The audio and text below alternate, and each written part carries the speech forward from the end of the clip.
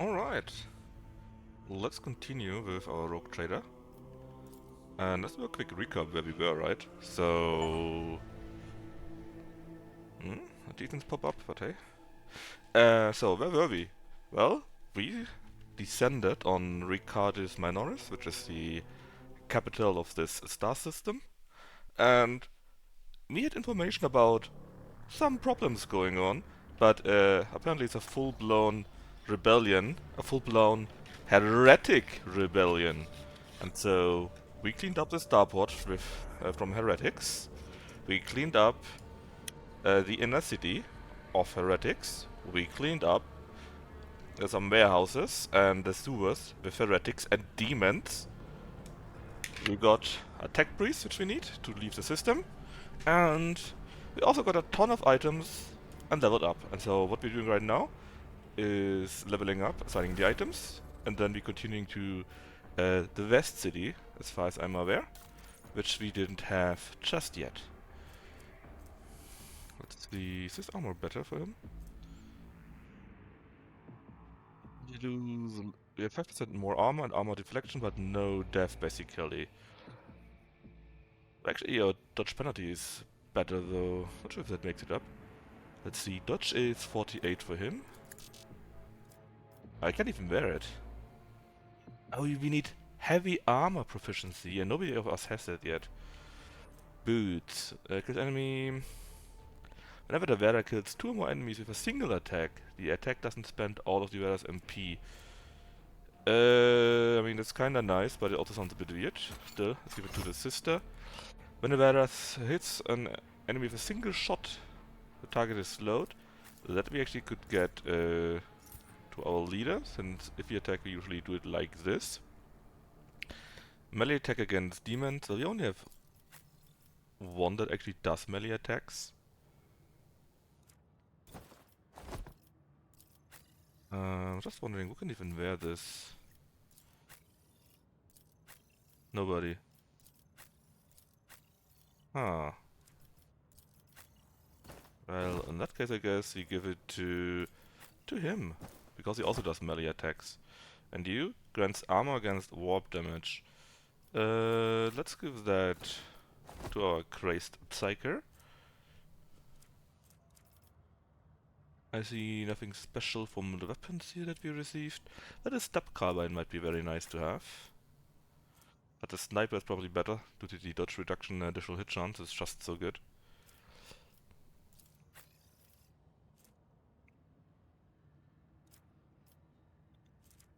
Anything else?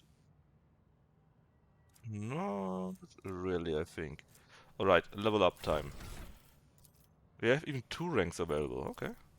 You can get one speciality actually, for the finest hour, which is our ability we get when we do heroic deeds, from having enough resolve. The target gets bonuses. They deal additional damage. Oh, that sounds nice. Cannot die. Gains under the end of combat temporary hit points. And during extra turn, any kill made restores 1 HP and 1 MP. Up to fellowship bonus times, which is currently 5. That's strong. The target can redirect the ability with the remaining MP and MP to another target. Oh, okay, I want this. Then persuasion we already got, so let's go with commerce too. So we are really good at persuasion and commerce by now. And we already got fellowship too. So what could we need? Do we really need willpower? Probably not. Let's take the ballistic skill so that we can hit things better. That was pretty quick. Let's go for our tank. What do you have? Something similar. That is your heroic egg ability again. What can you do? What's a cleaner level like you doing so far? Didn't you watch the last stream, Gnafel? We cleaned up all the heretics so far. We even killed a demon of Siege that was corrupting a rebel in the sewers. Basically, we got a tech priest, that guy here, and we cleaned up the spaceport, the inner city, warehouses, and the sewers from rebel or heretic scum. That was the biggest thing. And after all of this, we are now going our way into the western part of the city. And the maps are big, right? It's really impressive how big the maps are. In the western part of the city, where we then hopefully will go to the governor, which is the main target here. But it's going on for quite a while. What do we want to do with Daring Breach? 4 movement points for every skill, every kill. And may use their MP after attacking or using abilities. Okay. Sound all pretty good. That's not pretty nice because he becomes the priority target. And he's mainly our tank, so I actually want to get this. Then, next thingy here. This is our tank, so what would be good for a tank? That would be interesting, I guess. Desolation is bad for us. If there are no enemies adjacent to the warrior at the start of the turn, the warrior's damage is increased by the strength bonus for 1 melee attack. It's not that much though. Is there something that scales with toughness maybe? Damage dealt by charge is increased. When ability is used from a distance of 4 miles, that sounds interesting. Enemies have a hit chance with the ranged attacks against this warrior. But only if there are enemies near us. Charge is... charge has a bigger range. That is really good, because I used charge very much to move a second time after I used my movement points.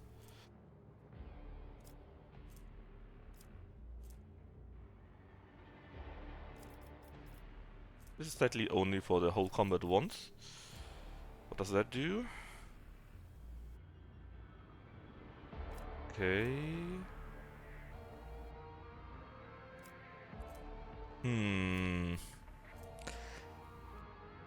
Charge and slash do not end the various movement. Oh, that's also pretty sweet.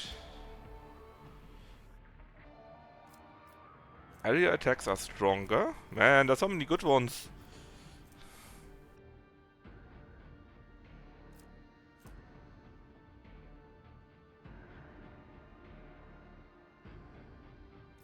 Hey Deb, nice to see you too. I mean, I kinda like...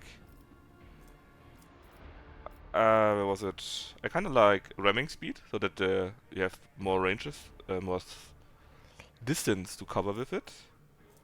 Or this here, if you take damage, we get a bonus. We could maybe also go for heavy armor, because he's our main tank and they currently cannot wear heavy armor.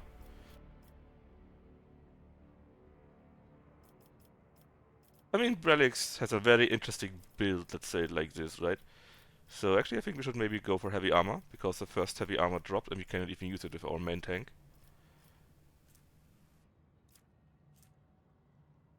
Questions just... Oh yeah, do we have something special here? No. I'm not really using Braces for Impact as I probably should. Can I search here? No, I can't. Let's see, where's heavy armor? What do I need for that? Do I need a specialization for this? Let's see, flame, dueling... I wouldn't mind stuff like parry too. You can't even take power armor proficiency. Then, I mean, we could if we had 5 more strength.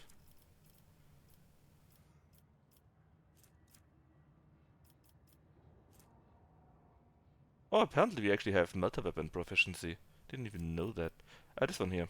Oh yeah, that's all we need. We simply need 5 more strength. We need that in any case. Yeah, so we should try... Actually, can we do this? Look at this. We can just take it here. Well, next level, I guess, because you cannot take it in the same turn, sadly. You know what? In that case, let's just take ramming speed, because I like to use this so that we can take more space. And then we already took toughness here anyways, so let's just take strength. Yeah, apparently. And with this, we are then at 45, that means we can take power armor and heavy armor with the next level up.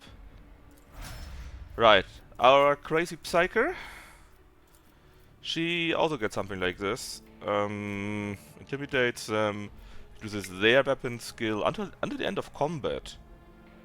But only the enemy, okay.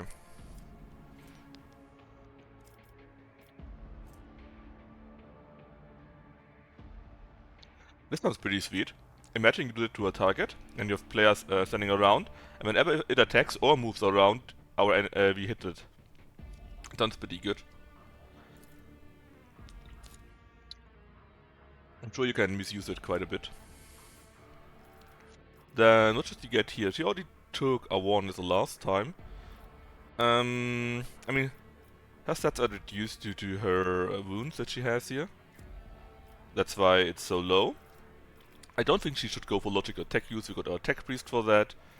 Medicae is currently on 15. It scales with int, so it's actually 30. Yeah, it's actually 30, so maybe we get simply take Medicaid and then we can heal a bit better, maybe. Anything that looks interesting. I mean, or we go for something with lore. But I think the others are better for it because she's not really a character for intelligence, right? Yeah, let's just take Medicaid so that she can heal better. Yeah, it's 30 int normally. But it's still only 30, right? And all this stuff here is all related to int, so it's a bit God, you can take another one. Can we just take it again? We can just take it again. I'm not sure if that is like it should be. We took already willpower. I think her perception is pretty high, if she wouldn't have had trauma. So let's take perception. Yeah, like I said, it's only because she is injured, right? Normally it's on 30.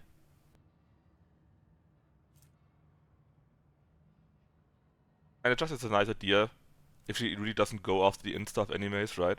That she at least takes the Medicaid thing so she can heal others better. Now, what with you? Firearm master. Oh, it's pretty good. They gain movement points and their attacks do not spend MP. Okay. The rate of fire is increased, so we can shoot more bullets. If we use it, we also automatically reload, so that's pretty sweet. Such attacks are harder to dodge, so basically the enemy has less dodge. And that is until the end of combat. That is good.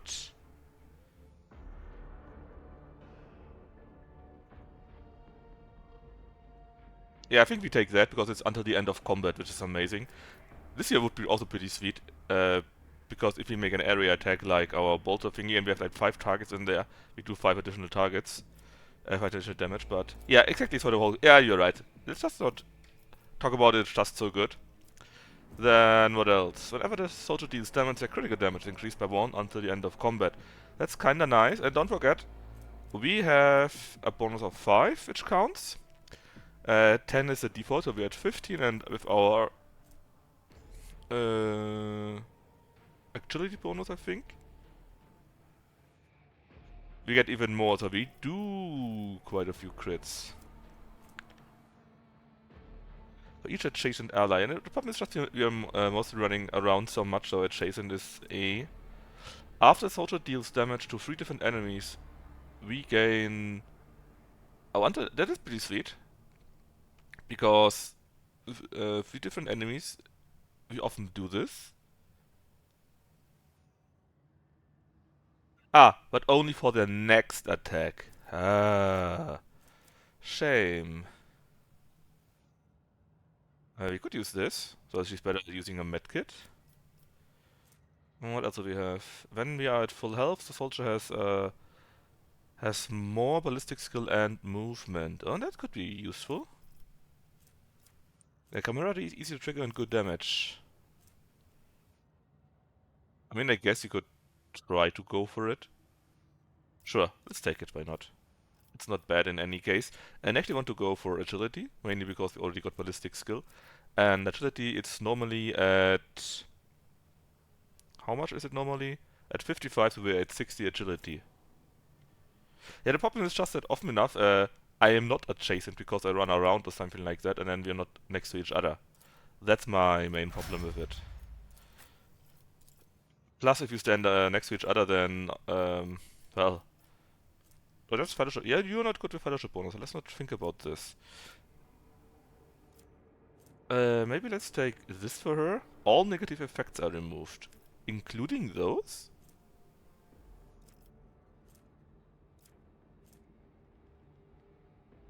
Oh, that's also pretty sweet. Until the end of combat, they gain voice of command. Normally, that's only for one turn.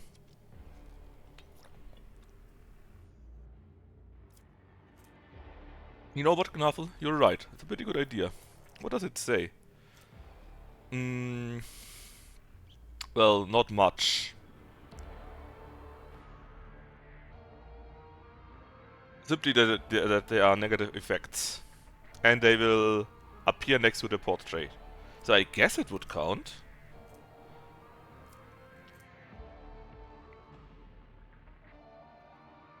And it's kinda nice because the target also cannot die. So maybe there's some target that's really close to dying and we cannot really do anything. Then you trigger that and they won't die.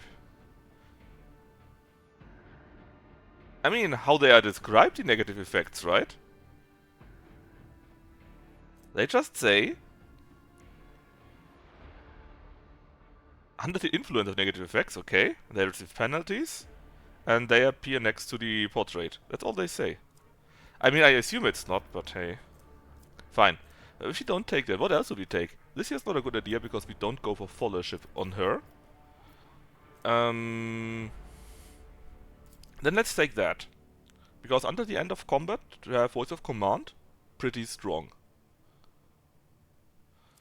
Plus, doing the extra turn, they do additional damage.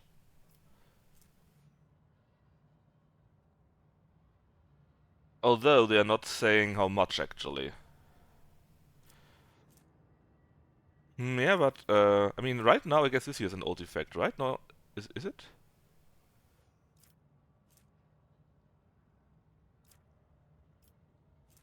Source, trauma, source, agenta.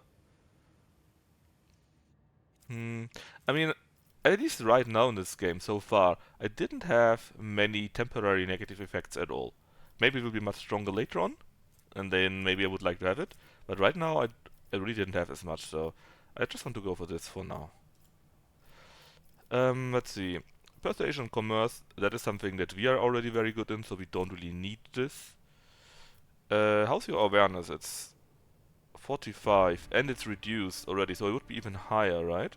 By perception. Reduced by 15. So let's go awareness, simply so that we see more things. What should we skill here? Maybe even more perception while we are just talking about it, right? We went already for willpower. We're not really using any weapon ballistic skill. The thing we use mostly are her abilities. So let's go with more perception. And let's go to our tech priest. What can you do? Dismantling. That's the same thing we had earlier, right? But we have this for with someone else already, so I'm not sure if we really need this.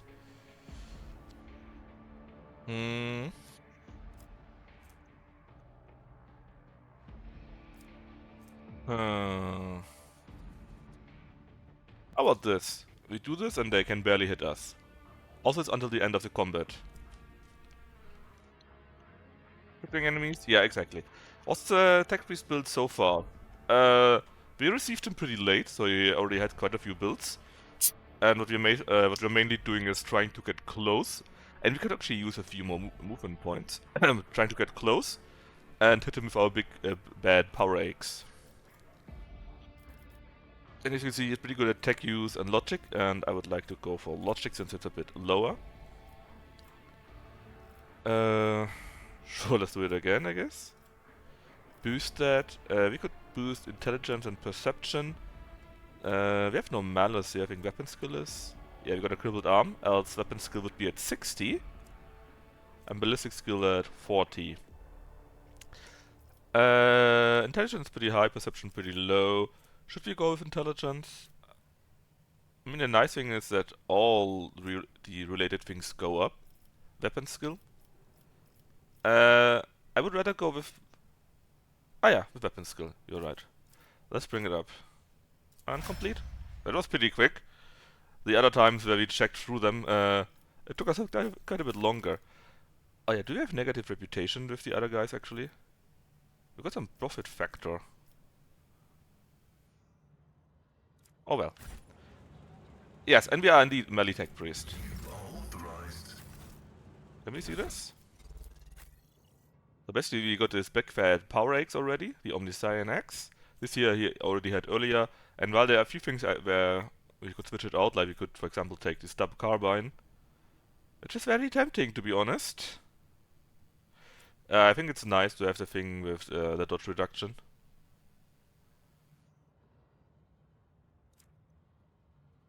Yeah, and I gave him that just so because nobody else was really benefiting from it. He already has also this nice Holy Vestment, which is a pretty good armor, which gives a nice bonus on... Apparently, the higher his logic is, the more armor he gets, right? Do I read this correctly?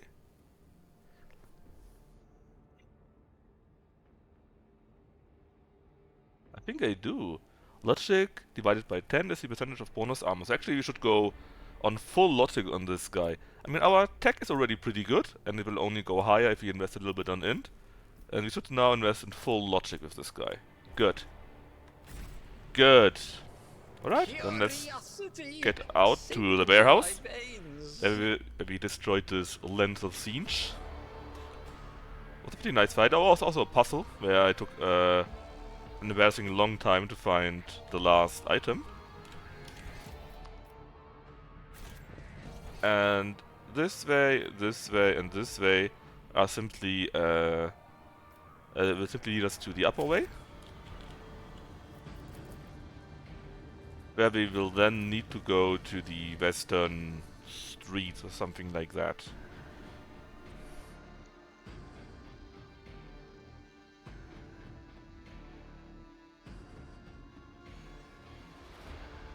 Where's the skull though? Good question. We should try to get one.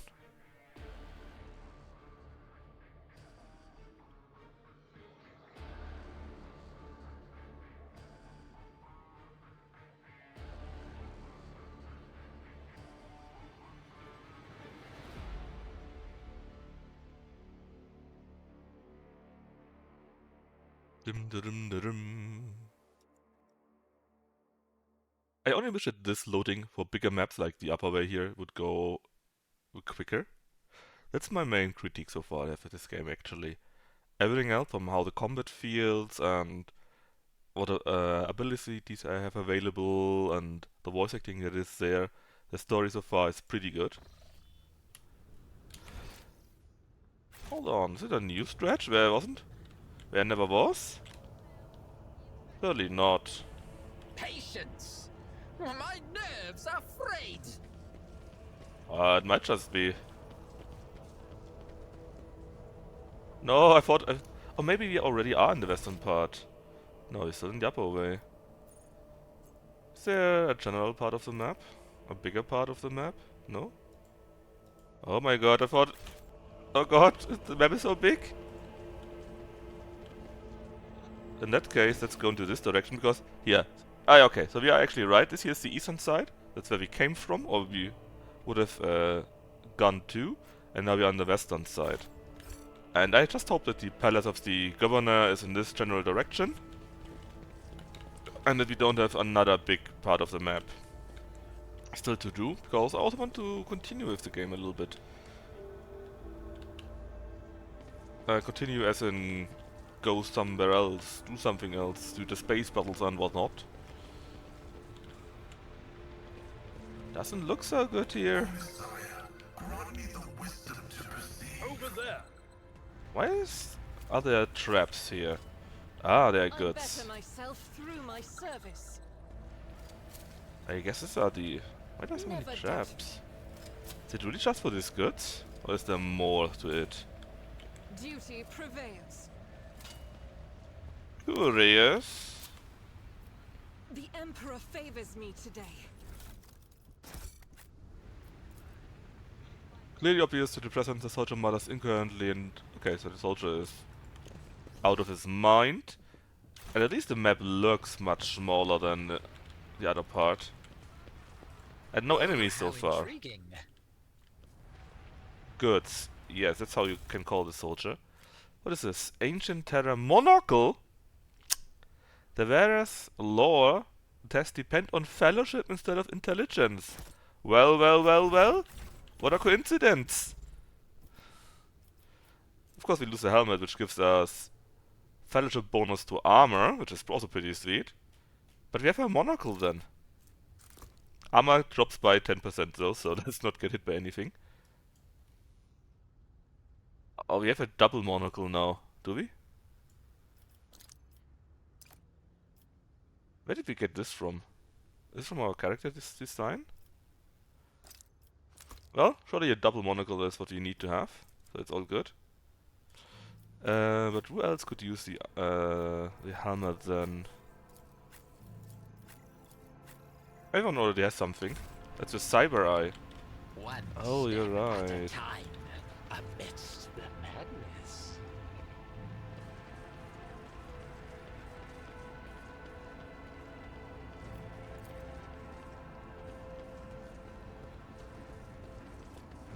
Alright. Oh, and there's another fight coming in, I assume. Some 10 people, to among them, are huddling here in fear. Half of them have black hole where their eyes used to be. And armed insurgents are carefully watching over the hostages. Come to your senses, Ariel? What are you doing to your own family? To your own family? Oh my god. Fanatical old man. Ah, so basically they are heretics, and of course we will judge them. I guess this option here is available, the fourth one, because we selected that we are from a bastard family.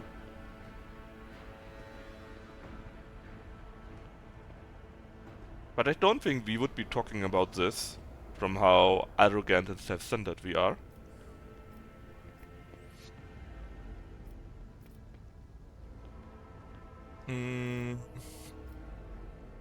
But it might be an option to actually solve this peacefully, which would be interesting too.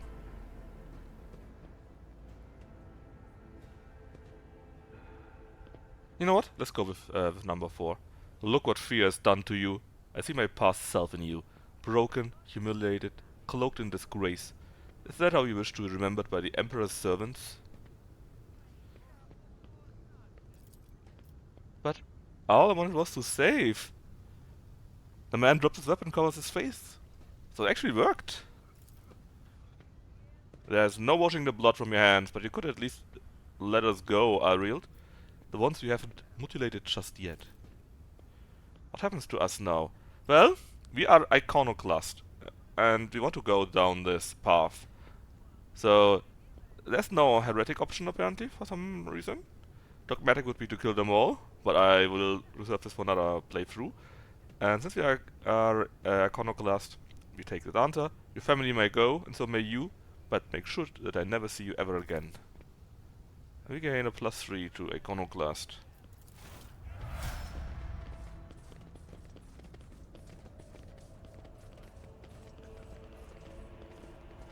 Interesting. I didn't think we actually had an option to solve these peacefully.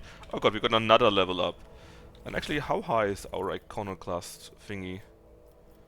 We can see this somewhere, right? That's just the inventory, I think. Outfit settings. Oh, we can change our stuff. Are you iconoclast 1? Yes, you are at least iconoclast 1, and I would like to see... Ah, here, character. How far we come along. We are now at 18 and need to go to 45 to reach this level here. This guy here is also iconoclast. She is heretical. She is dogmatic. No. Also dogmatic and also dogmatic. What's the level on bonus? A good question. I don't think there's a bonus.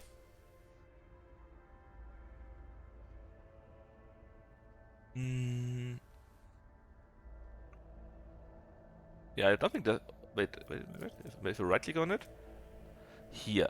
The rogue trader and 2 random allies start combat with the temporary wounds equal to their resolve. So temporary health points. At level 2 we would get in the first round we and the allies gain additional movement points. Also pretty good.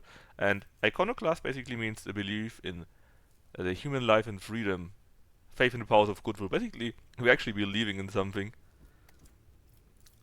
And then there's of course the dogmatism. These are level 3. So level 3 is something that stays.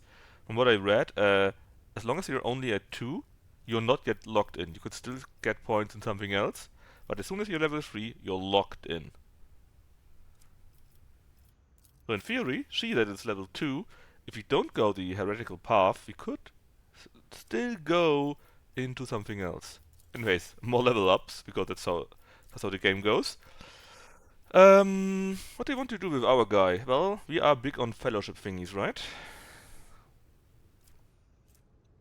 We get more resolve, and that actually might be kinda useful by now. Because resolve is pretty nice for more abilities. For more heroic abilities. This game has too many. Yeah, I mean, it's kinda nice. Because so much happens, but still.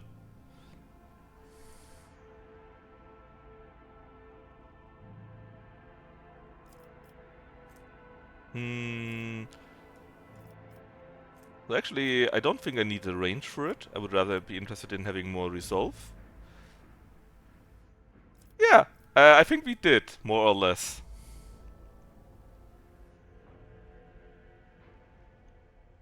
That's another thing that's pretty good if you do it adjacent. So whenever there's an ally that starts next to us, which I assume it would be enough if we go next to them, the ally gains movement points. Well, yeah, it's good. Is there anything more that's really, really good? Half of the bonus granted by words of command remains until the end of combat. Oh yes. I want to have this. Basically, words of command is a pretty strong buff. But it's only for 1 turn. With this, half of it stays.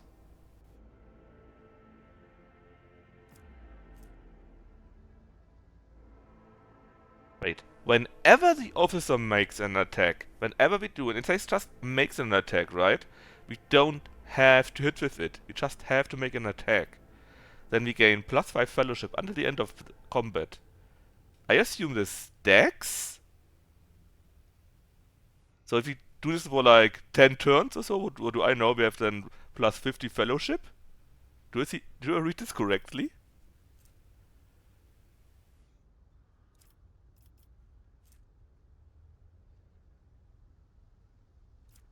I think I do.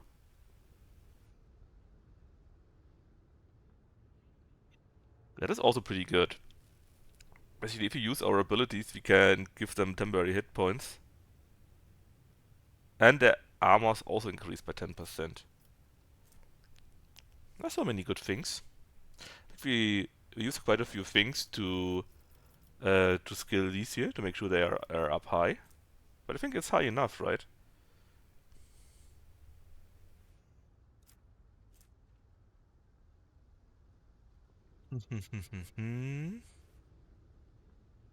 Just pick something, yeah, you're right. It's all pretty good anyways. Let me just check a bit more thingies. Until the end of combat.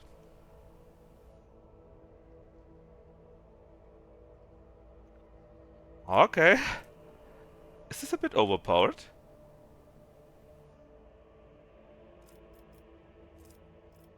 So let's just take the thing with the assault wing that we get more fellowship.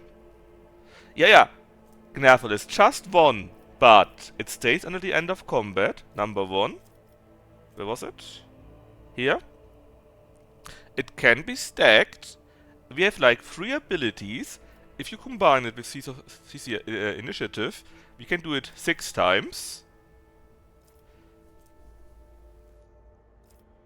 Extra turns, yeah, but that is only for our officer abilities. So we cannot use it to shoot or move. Yeah, and it's only at the beginning, so it's a nice bonus, and I want to have it, especially maybe in combination with the other thingy we had.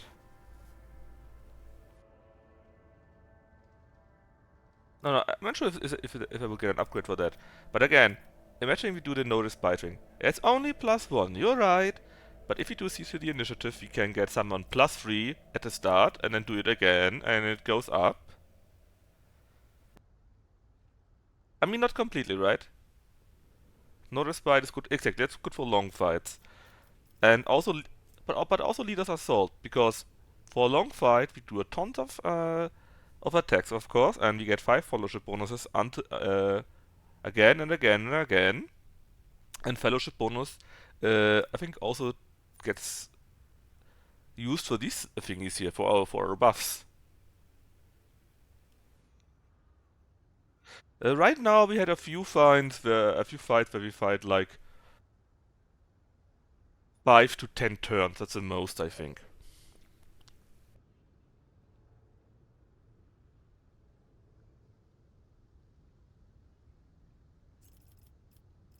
I just want to go with this first because it's still a nice bonus. Or is it?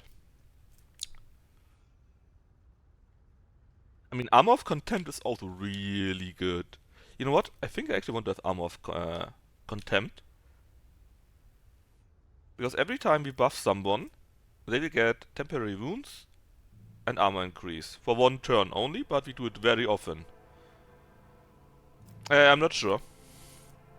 These here are the talent points. We get at least 2 more. This and the next one. It could of course come afterwards, right? That's a really nice bonus though. A really nice bonus. Too bad it doesn't stack. It would make it even better. You just take that for now. And I mean, if worst comes to worst, we can just redo it, right? Oh, look at this. For some reason, Fellowship is blocked.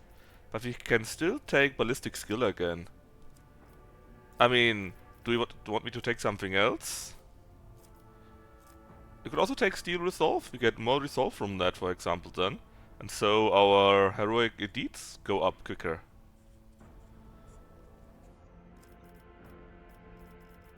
Where was it? Well, lasting impression. There are quite a few nice abilities. Take more BS. Yeah, that's right. Then we can hit better with our gun. Now, what with you? You already got Taunting, we got Endure, which is very good. Breakthrough, too bad this is connected to Agility. It would disable Charge. This is Melee Attack, this is Strength. This here's one enemy is a Toughness bonus. Basically, we can mark a target like some demon, for example. Yeah, so basically this one would make it so that he can tank heavy hitters much better. Exactly, that's our main tank guy. Then what are we going to do with him? Well, we leveled him up, so now he can get the heavy armor. Where is it? So we could give him the heavy armor proficiency. Poof. We could probably now also give him the power armor thingy, wherever that was. Here, we could. But we don't have any power armor, and I'm not sure if we will get any.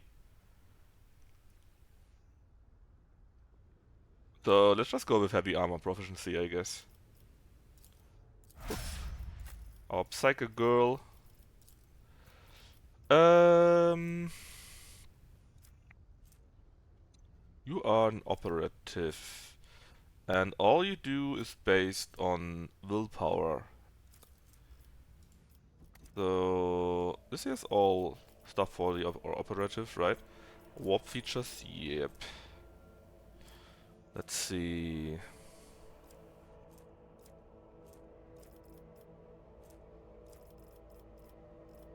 Or we could take Psy Rating number 1, because we're now at level 10.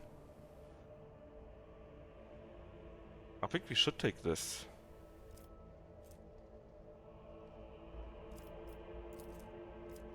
Because we get more powers and the powers we have are stronger. Basically, she hits harder. Yeah, exactly. It's the number one thing we have to take. Again, we actually don't need any of these, at least not tech and logic. We already took Medicae also and awareness, so I guess we can just go with the lore. And I'm sure she is already going for warp, so let's just do the Thanos. Then our Bolter bitch. Upsala. What can you get? Rapid fire. We shoot more often but do less damage. Entrench. Spend. Oh, that's basically we hunker down, and next turn we can hit with everything. Give a dash. Immediately dashes, spending all the movement points. I mean, okay. It's basically just like the normal movement. Just that we can not get any attacks of opportunity, I guess. Sure, why not? What are you good at? Let's see, Law of the Imperium could get to 45, which would be pretty good. Medicae would be also pretty good for you. Athletics is normally higher, I guess. Is it? It's connected to strength, right? Yeah, it is. So athletics would normally be 30. So we could make it to 40. And actually, she died a few times because she was pushed down, lost her footing, and took additional damage. So maybe athletics would actually be a good idea.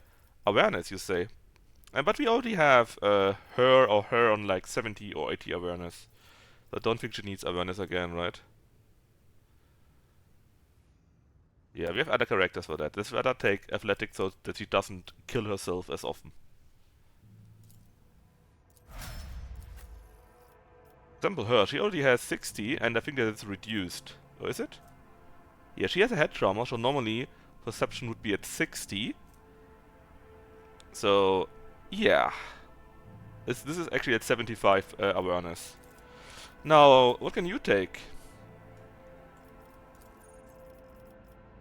Is it the same thing for you? Okay, you're not a real psyker. I mean, there are a few nice things that you could also take as a commanding officer. But I want to see... Someone told me there's something that gives a great bonus for willpower. And I want to see if I can find that.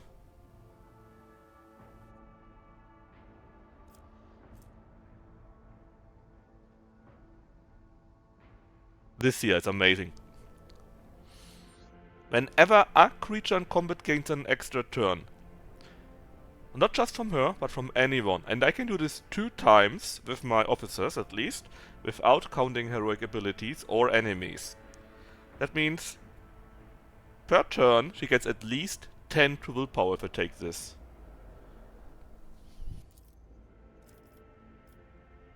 And what else do we have though?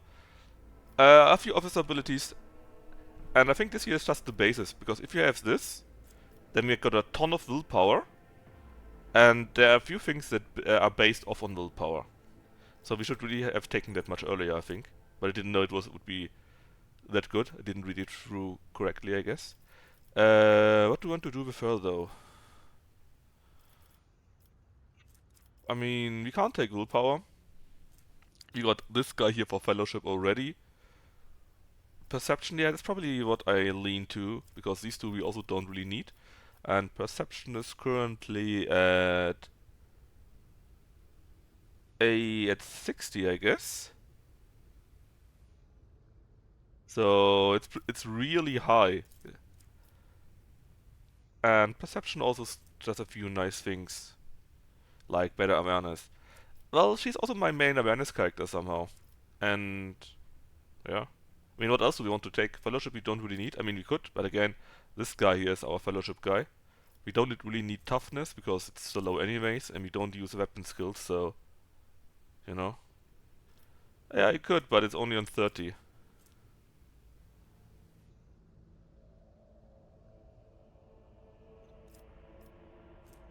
And again, she's also our main character currently for perception though. wait, well, let me show you something if I can find it. So first off, we already have mind over matter, so all resistant tests will use willpower. If the willpower is higher than toughness, then the navigator's health are calculated according to the willpower. See? That's why I want to have willpower, and that's why suddenly... Yeah, that's what I said. Read about mind over matter. And now, think of this here. Think of this. We have our officer ability, that character can have a second turn, so him and her can trigger this. That means it's at least 10 to willpower per turn. And then maybe you can combine this with our heroic ability even more. Or maybe the enemies also get somehow an additional turn. Even more. It's crazy. Alright, what with you? What can you do? You get... you're an operative, right? In theory.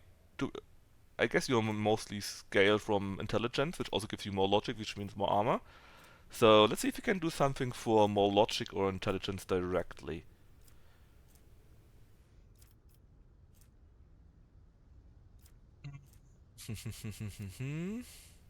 I mean, this would be also still kind of nice since that we get more analyze enemies, right?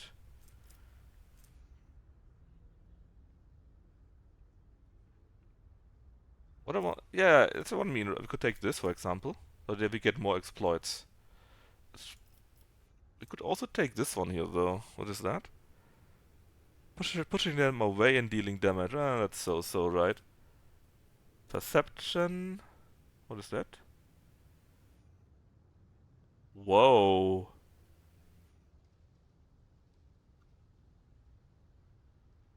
I'm not sure what the Machine Spirit Communion is though, to be honest. Yeah, I'm not sure. Maybe it's an ability we have actually. I'm not completely sure.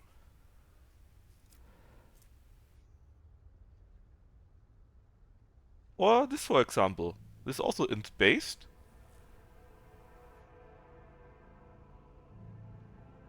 Ability. Okay. But exactly, for example, what about this? Dodge and parry reduction when we attack with melee.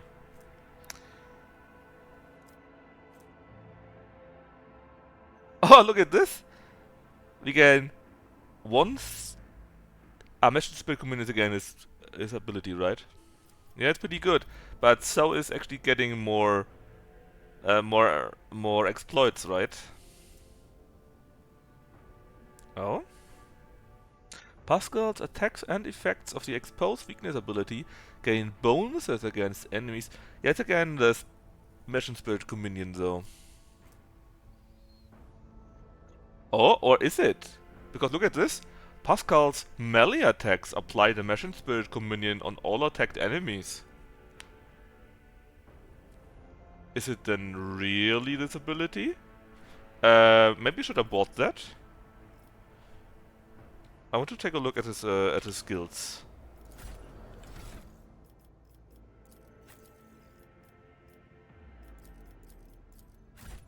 Just show me it like that, I guess. Is it this way, maybe? Oh, it's banishment? Oh, it's this skill here! It's a skill we already have.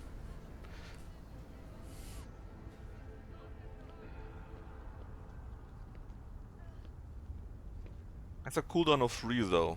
Okay. Okay. Hey, you also overlooked it! Still, we should probably still take this one here, right? No, this is only from analyze enemies though. Pooh.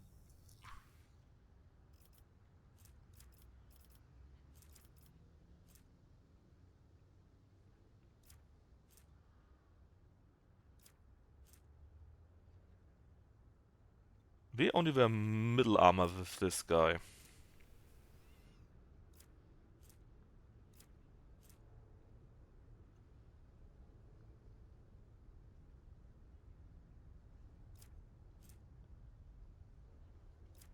What about exploiting community enemies? That would be pretty sweet. More movement, especially in the first round, would also be pretty sweet, though.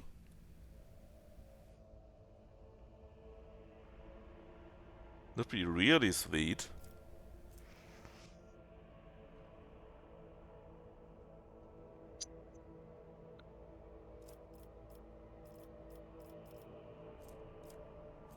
I mean, that's one of the main problems, right? He's really good with his melee weapon, but he often is not really reaching them. Because he's simply too slow.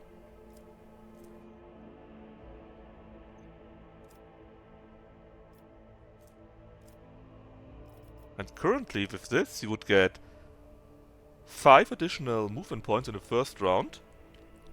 And whenever we do attack in melee, I guess we gain half of that for the next round, so whew.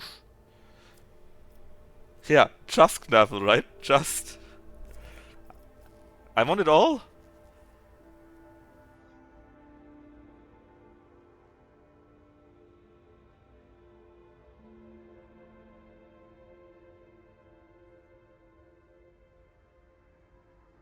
Yeah, let's run around, because he really hits like a truck, but sometimes he just doesn't reach him. Because he needs to go into melee, right? It's just important. Right, and we already got tech use and logic in here. So, since we are good with intelligence anyways, right? Let's just double down on what we have. I mean, say double down, but... origin advancement is a minus 30. That's why it's so low in this case here. Xenos Medic. Let's rather take Medic for now. Because it's so heavily debuffed with the origin advancement, sadly. How does Medic actually work? The higher our skill, then we are also better at healing old wounds. And we can increase the number of health we can restore. I'm not sure if we have the talent, but it also works with outdoor talent.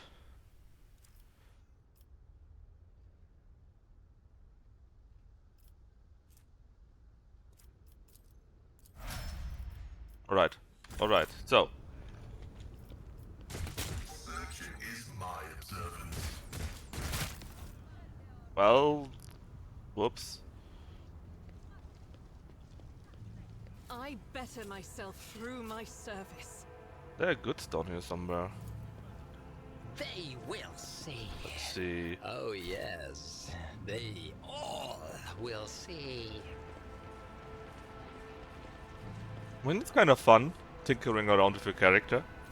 And I already know that you could have done it quite a bit different. Simply because I have more knowledge now. Command center, and that sounds where we want to go. What lies beyond?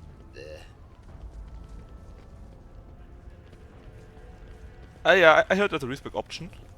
Apparently it's kinda expensive from what I've heard or read, but it should still be fine. Although, to be honest, it's not so bad, or is it? There will be no peace in my wake. I think we are playing pretty fine so far. Well, of course we have a few issues with our characters dying all the time, but hey. Pay attention. I knew there's something. Alright, so this was actually a pretty small map. And now we can finally go to the command center. Surely it will not be overrun by rebels, right? My nerves are frayed. I'm sure Black's party will... I mean, you can totally do a melee Psyker, but he would need to go full willpower probably, like we have with Casey, and take similar talents Curiosity for the sings in amazing my bonuses. veins. Surely, yeah.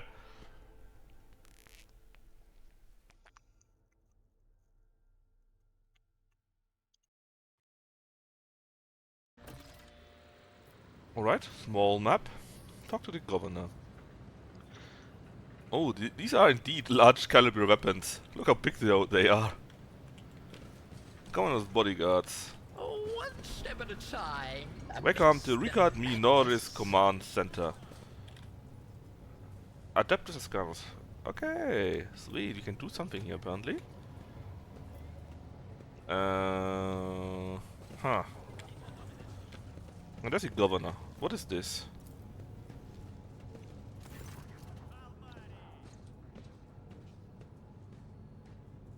So basically it's the computer awaiting access code. Well, let's use our tech priest to get access.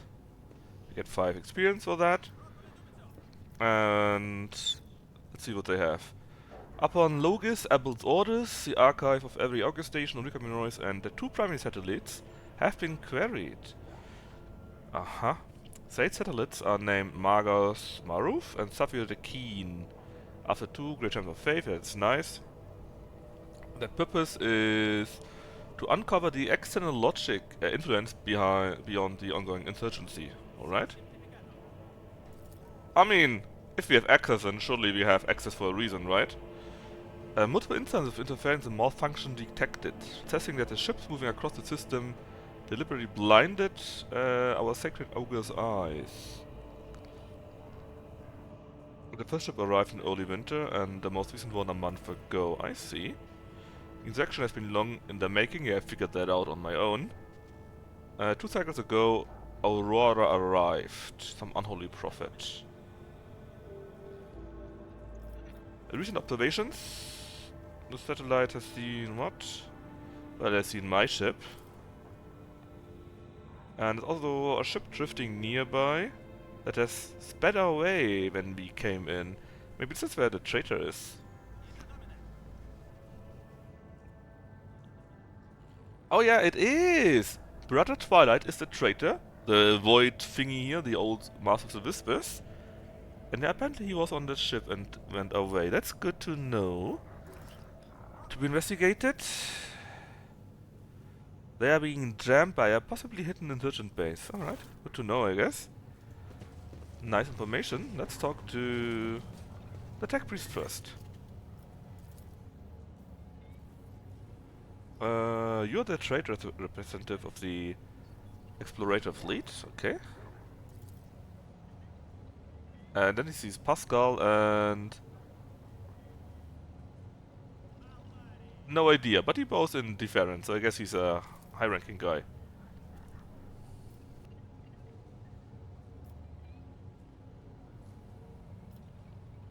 Request a mission to transfer information. Sure. Pascal, you wanna tell me anything? A detailed complaint. I recommend you consider his request to transfer information. Sure. Permission granted. What happened? Havthard and Kada's decisions on part of the governor have led to these consequences. So he's calling the governor incompetent, basically. We lost communication with outside of the system. Troops must be sent to wherever this here is to restore the communication with the electro priest. Fine. And put pressure on the Imperium to actually do this.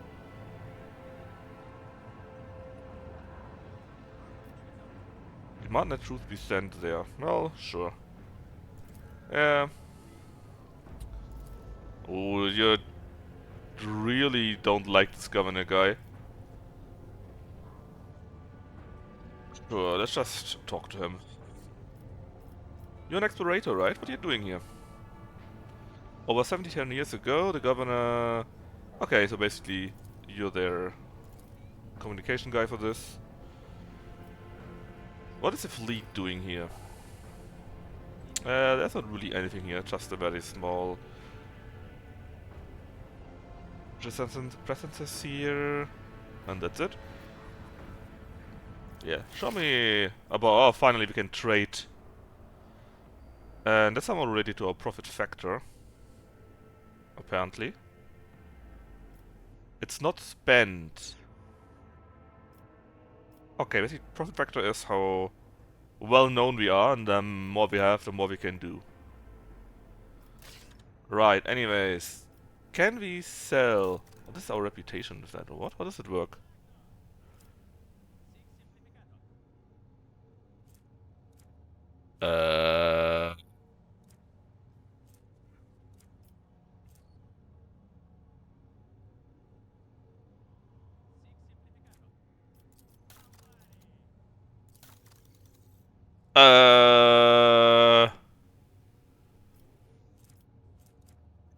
Okay, so we are at 0 and we could get these things here. That's what I read. I need partition for here, totally.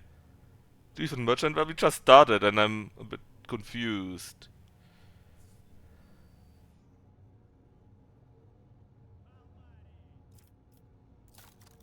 Right, so let's just do that, and then we can say try it, right?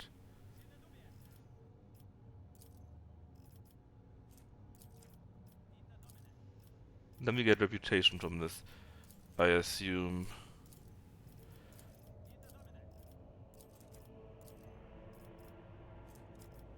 And I also assume we would like to keep our ship components. And our fuel. Do we? Probably, maybe. And now we are at 1, right? So we could now buy more things. Okay, and we could get a modified bolter. No idea how good that one is in comparison to the lady we have. And we cannot buy the other things because our profit factor is not high enough.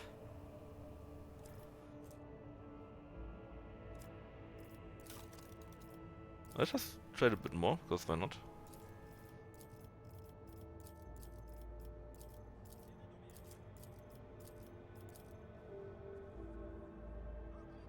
It's a plasma pistol, but we cannot really use it, right?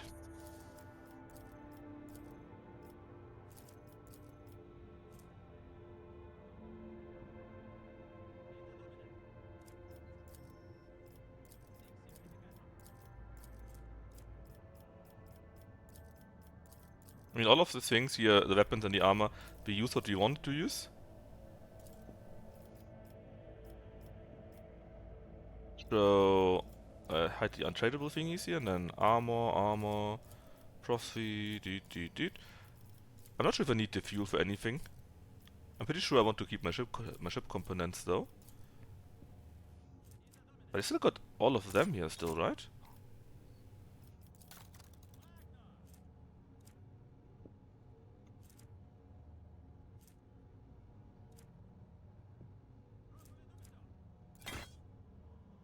So how does it work? Alright, so in theory we are now at level 5. So we could get everything, apparently, which he can sell it to us. But we can't buy them because we need this here.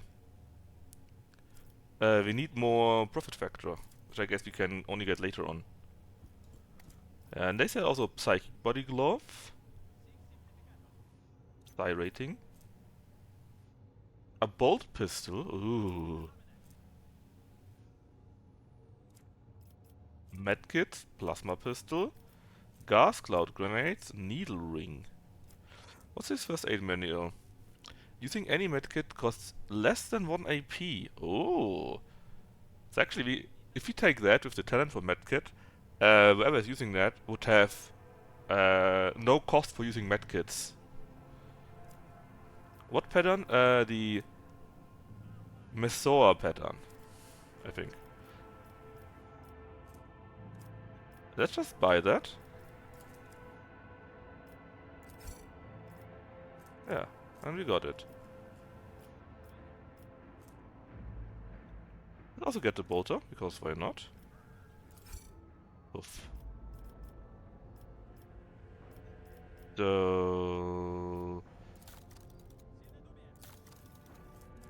Can we also trade this here? Well, no, but we can add it to cargo. Yeah, let's add all the things we don't care about and add it to the cargo.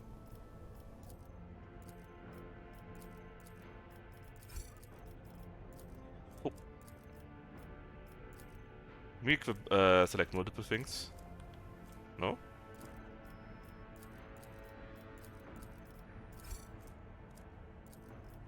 You get all, I can get all of them as long as my profit factor is high enough, so... Like this. You could say it's basically a reputation store. Basically... basically, you get items, you spend them via reputation, your reputation goes up, and then you can use this to get free stuff. What is this? I guess you could use it later on, maybe. This here has... Oh, we can't take this away. Right, so can we now... Then we can say tick, tick, tick. Hide the thingies here. And again, I'm not sure if we need the fuel or not. Apparently it is, right?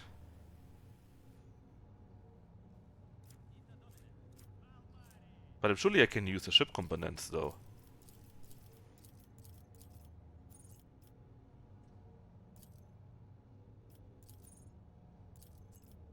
Do we?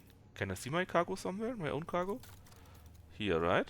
This here would be the fuel stuff. And okay, maybe I don't need this, but what is that? Can I do anything with that? Can I upgrade my own ship with this? You know what? Let's just check this out. This here's my ship, right? And I can't really do anything here with these. I could upgrade these, or I did upgrade them, and I took scrap for that. I don't have any experience yet, so that's why it's not any higher. And oh yeah, what can you do actually? Are you good at anything? 95 sounds good. Oh no, of course I am the Supreme Commander. Fine. So okay, apparently I actually don't need it. So we are free to sell it. Yeah, I need salvage, and maybe I can find some parts later on where I can buy thingies, right? So let's do it again. I'll just sell... Oh, actually, wait, we have some reputation somewhere, right? Here. Is there a maximum reputation we can have?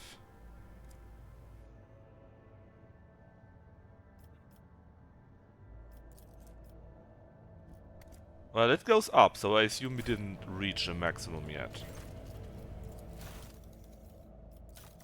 So... hide... Great. And that's simply it. And if our factor would be high, we could buy more stuff.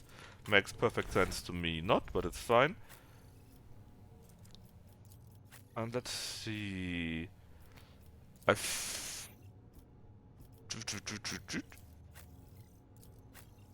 mean, you're pretty good at medkits, but you're not having any medkits yet. Just give it to you. Why not? Oh yeah, and the bolter. Is it useful for you? You have the unending valor. It's actually better than your own personal bolter. Yeah, it is. Okay. Okay. Why not? And he can now wear this in theory. Would that be helpful? How the dodge goes? Ah, yeah, we have more damage deflection.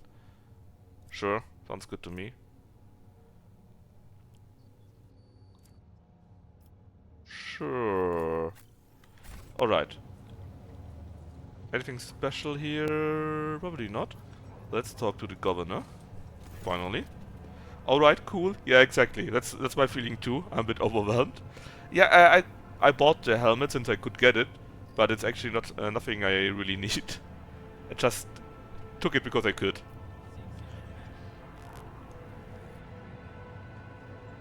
Alright. This is the governor here. He says, welcome. And apparently he knows Vesarian somehow.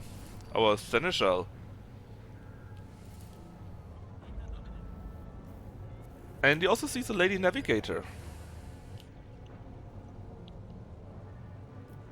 And apparently he is really awed by her, because he has a very high status.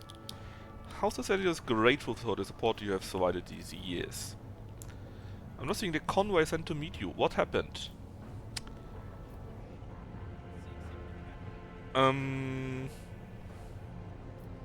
Let us first talk about the thing with Abelard.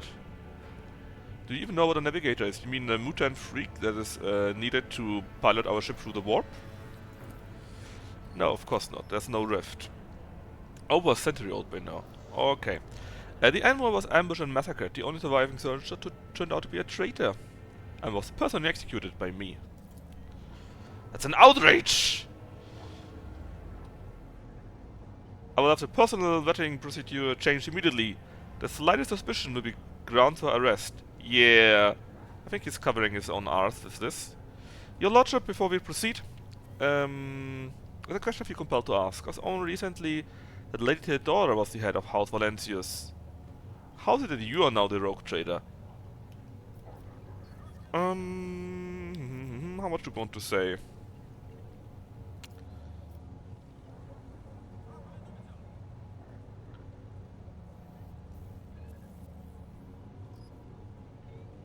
I mean, I think it would kinda be showing weakness if you told them that he simply was killed by cultists, right?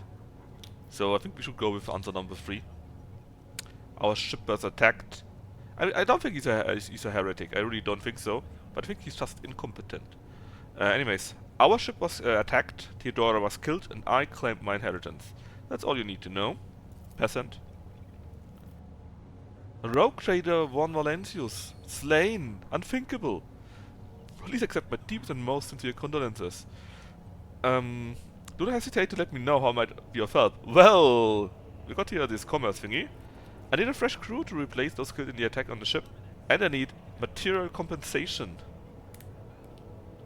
Yeah, let's go with that, I guess. Oof. Of course, Your Lordship. We also get... Oh, look at this! We gained profit factor from this. So now we are at 12, and maybe we can now buy more stuff from him. Or requisition more stuff, I guess. Of course, you will be compensated for any losses. And I will see that your ship's holds are filled with the finest goods of my personal reserves. Ah, great. Excellent, Your Lordship. A rogue trader has no use for leniency. That's true. I can offer you several thousand fine, obedient servants. However, I'm sad to inform you, I won't be able to do it until we've dealt with the insurgency on the planet. I'm sure you won't have to wait long. Bro, I was outside. You are besieged everywhere. I don't think you're really confident.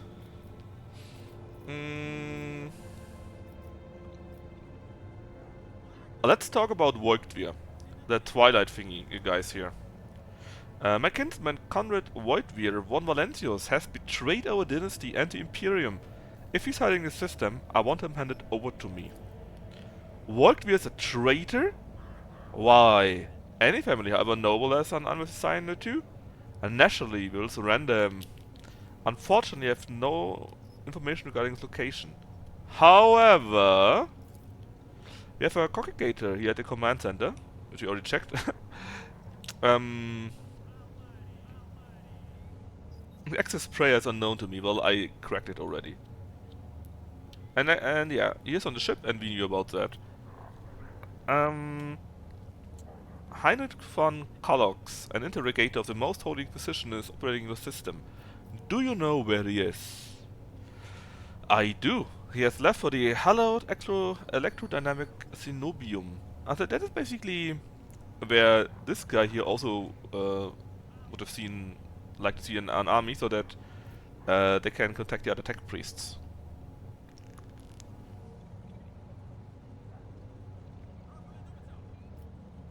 We have sent a small detachment of reinforcements there. Bro, I guess they're ambushed dead already, as usual. The weapons the insurgents were using to shoot down shuttles of the city has been destroyed. By me. Now nothing is preventing you returning from the ship. On behalf of the priesthood of Mars, I, Magus Hanuman, am officially initiating my participation in the operation. I must inspect the state of the relic and ensure that it is under zero risk of falling into heretic hands. According to the Catechism of Maintenance and Operation, my tech comrades are supposed to lock the monastery gates and activate traps. Oh, that's really not looking very good. You object? As much as I respect the sanctity of the monastery, I have my hands on a I have on my hands a whole capital that needs to be attended. We have lost many tech priests. Yeah, maybe we should clean the monastery up first, where probably there are tech priests in there, you know? Putting it bluntly, you may consider yourself forcibly recruited. No! Certainly not. I need him. He's part of my retinue. You have no right to give him orders. That sounds about right. You may mistake me for a fool. I know that he arrived separately from you, and I would bet my life that no.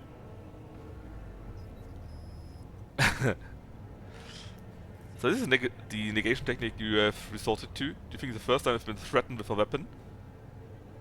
So here it's really getting angry because his mechandrites are the tentacles basically. No. This could be your last. I'm heading to monastery because I must. Is this clear? Abundantly so, Magus. Well, why are you so determined to get the monastery? Is it just because of the relic? It's why I came to this world. I'm respected here, if you see so. But I would it would be my pleasure to assist the Omnisire servant in reaching the sanctum, and then recruiting him so that I can use it to leave the system. Oh, he should be really high up in the ladder.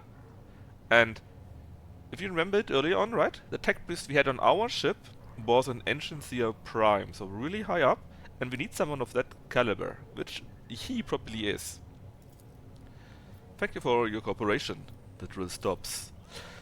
As compensation for your consideration of my request, I officially undertake to accompany you in the recad system in the role of bodyguard and to protect you at all costs until your life function cease. Well, thanks.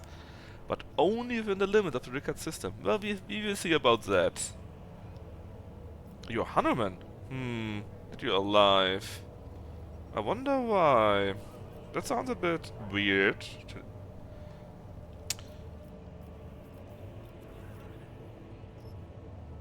I wish to know more about the monastery, please. The Zenobian has been run by the Adeptus Mechanicus ever since the colony was founded. The sacred reactor guarded by its priest powers the entire planet. Yeah, now it makes sense why they would attack the monastery. Also, if it powers the entire planet, why do you not want to send a whole army there and make sure it's safe? Are you out of your mind? Why not shut the monastery, if that's where the insurgency are gathered? Or deploy a landing force? Because it could be destroyed. Yeah, that makes sense. What's so special about it? It's capable of great destruction should it end up in heretic hands. Basically, make it to a bomb, right? That's why what I read about this. And the heretic must be purged from these halls. So that makes sense. What has perplexed you about my companion's name? According to the records we received, Loki's Abel Hanuman set off to the Hollow Tenobium shortly a while before it was stormed. My name is Pascal Hanuman, not Abel. Sounds weird. What do you know about this Abel? Yeah, it's a nuclear reactor and I guess a real big and scary one. I never met him. You really left his cyber chapel. And you never met him. Oh, okay. Why did you fly to the monastery? It seems suspicious. Yeah, it does. You don't ask why. Can I get information about this? I would suggest you inspect the Logis Sanctum that was destroyed. We have several data crypts and connect them to the cogicators in the command post. We can use that, okay? The name might have been used as a signal intelligible only to its intended recipient. In this case, it might be Archmagus Armanand. An Archmagus is basically one of the highest ones you can have in the Cult Mechanicus. Something like a chapter master of the Space Marines or so. Idira tenses up and listens. I can hear my friend's night whisper through the door. Be careful on your search, Magus. If you start to shed a mirror too long, you might see yourself in it, and every shard at once. Mending it is that much more of a tainted affair then. The new reflection is death-like. I see. The tech priest claims you have not been doing enough to ensure the safety of the monastery. Of course he does. The tech priest is very insistent. I ordered a squad. A single squad! A single squad where the reactor is that could make the whole planet go boom and that powers everything we have. Don't get me wrong, but that is a bit weak. Are you really so competent? So confident that you will crush the interaction soon? It doesn't really look that to me. Is it so? I'd like to hear your reasoning. Well, there are many reasonings apparently. Oh, let's talk about the lenses that we found. And the Voxcaster thingy. Oh, let's start with the lenses. The insurgents are using the arch enemy's artifacts. Enchanted lenses to perform unholy sorcery. What makes you think it's enchanted? Fine. So you don't care about this. Then what about that? The insurgents managed to steal a Voxcaster. They have been listening to your people's communications. It's not much, but it's something. Bro, whole squads of you soldiers get ambushed everywhere. What is wrong with you? I will order an audit of our equipment. Oh. However, it's only accidental success of an otherwise disorganized mob of heretics. Are you crazy? There are scores of crazed people with scorched eyes stalking the city. They're making their own Bro! The insurgents talk of a final dawn, the impending demise of the world. Yet another superstition. Surely you don't expect me to believe in it? You ought to leave your bunker more often, Governor. I have only recently arrived in the system and I already know more about the uprising than you do. Yeah, he's kinda incompetent, right? Find out what's going on. Your Lordship, I know who you are, ahead of your exploits, and I will not allow a stranger, let alone another rogue trader, to speak to me in such a manner, make demand of a subject of his Lordship Caligos Winterscale. The matter is closed. Let us speak no more of it. Well, can I at least anything to do to help you? Because I need those subjects of yours, right? If you like destruction, a small unsafe uprising to suppress. Let's go to the... Okay, go to Recaphilia, that's where the prison planet is. Yvain Winterskull went there. He's a relative of the rogue trader Caligos Winterskull, which is your master. And probably something went very, very wrong.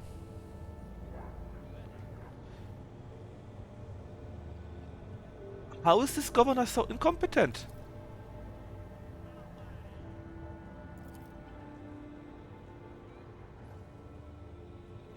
Yvain Winterscale has made several diplomatic visits to Uruk 5 on behalf of his father, so where we got this lady here from. The Great Regent would have never granted entry to someone dishonorable, so it should be someone normal. He's talking a lot of smack for someone who is talking to some authority that only answers to the Emperor himself. Yeah, and he doesn't know shit. I mean, we went through his city, right? And everything is gone to the shitter. It's really, really bad. And he's just, it's just rebel. Do you know anything about the tech priest Abel, Hanuman? No. They've been distracted. Okay, again, talk to with the congregator, which was this thing here, I think. So, now we are at 12, so we can get more stuff, like the medkits. Like this psychic body glove, what is that? Light armor. The first critical hit is ignored. And base armor is calculated with Psi rating. What is Psi rating? Oh, I just bought it. What is Psi rating? Ready to psychic powers of Psychers. It also intensifies psychic powers, so we could give it to our Lady Navigator, for example. Yeah. If the vessel was modified. Okay, let's give it to our Lady Navigator. Oh, but this is adapted to status equipment, or Aldari, or Drukari. No, must not have. Must not have, okay. I mean, our Psyker, so our Witch has it, but we could probably also give this to our Navigator, which is something like in between. Then we could get a Plasma Pistol. Ooh. I mean, it doesn't look that strong, to be honest. So let's just get it. The Gasla, the Grenadier, what is that? Metronome. If the wearer didn't spend movement points during their turn, they gain plus 10 to all their characteristics next turn. Okay. That's not so bad. No, more things you could trade? No.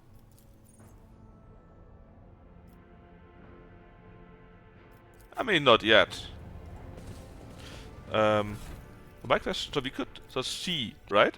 That's the one with Psyker 1. But our Navigator surely can also do it.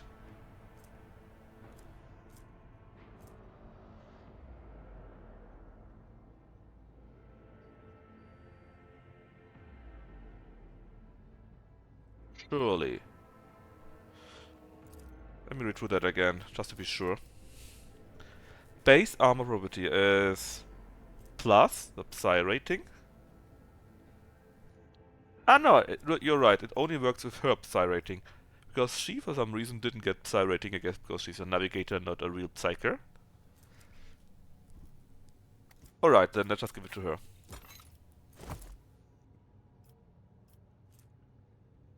And she had that before, the Sin Skin, which is I think better than this one here. Well, we don't have the agility though, so it's a bit of a wash. Ah yeah, that's why she had it. Well, actually we could give you this. Because your agility is actually high enough to make use of it.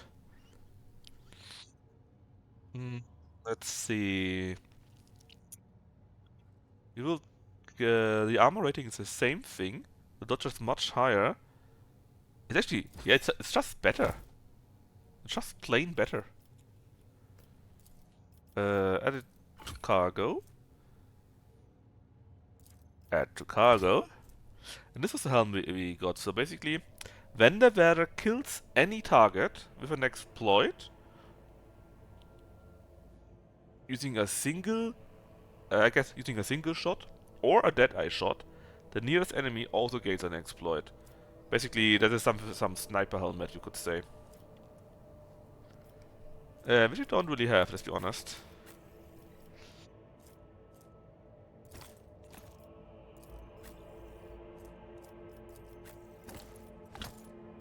And who doesn't move much? Well, they're all, so you're melee, you'd always move. Say, actually everyone is moving, but maybe you do move a little bit less. Because you got a long range weapon here, a sniper weapon.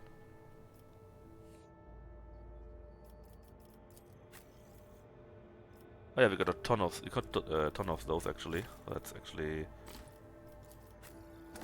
get them all down for him. And maybe a few to the others too, just so that we...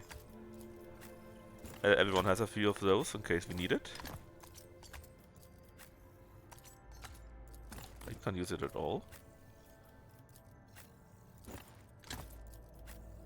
Neither can you. Okay.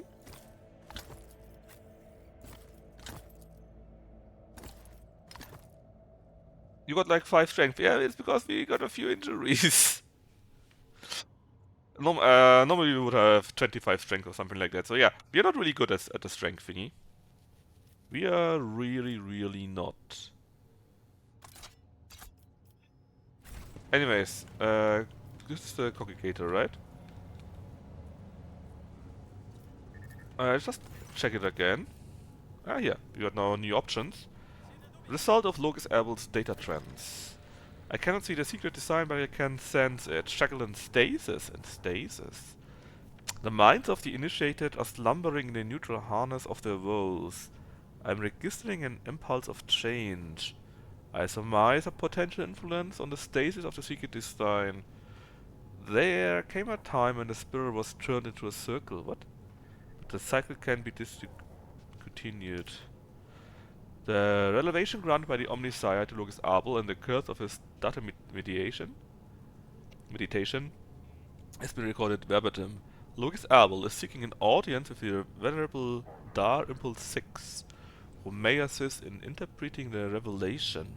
Okay, so he had a revelation, that's why we went to the monarchy, right? Okay, sounds easy enough. You recognize the words. I believe I know the intended recipient of the message. It was me. Whatever that means. Alright, so... is there now an easy, quick way where we can simply go and say, hey, bring me back to this. Bring me back? The upper way? Ah yeah, oh that's neat. You can just say, take the other option and return me to the void ship. And heal.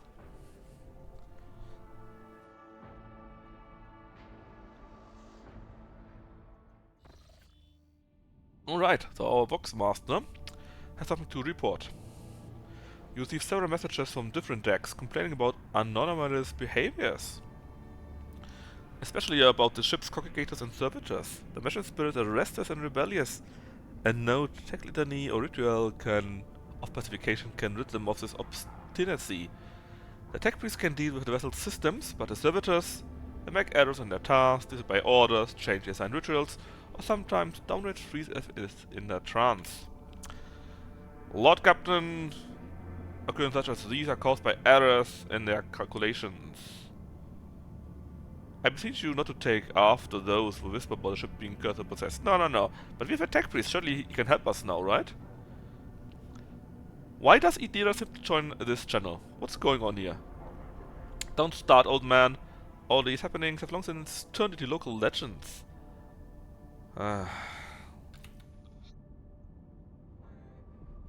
Okay, what did you find out?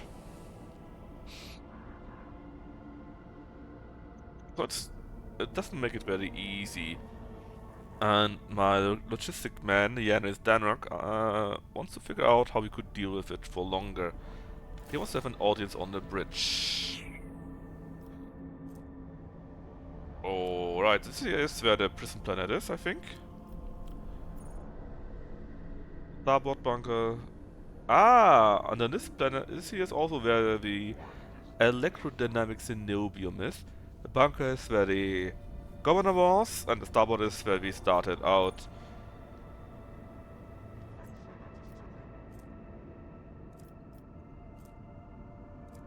And there's the unidentified void ship, which may link to our guy that we are looking for. Actually, did we get anything to upgrade the ship? No. Still don't have more scraps. Let's go to the bridge and have this audience. And maybe also talk to our new tech priest.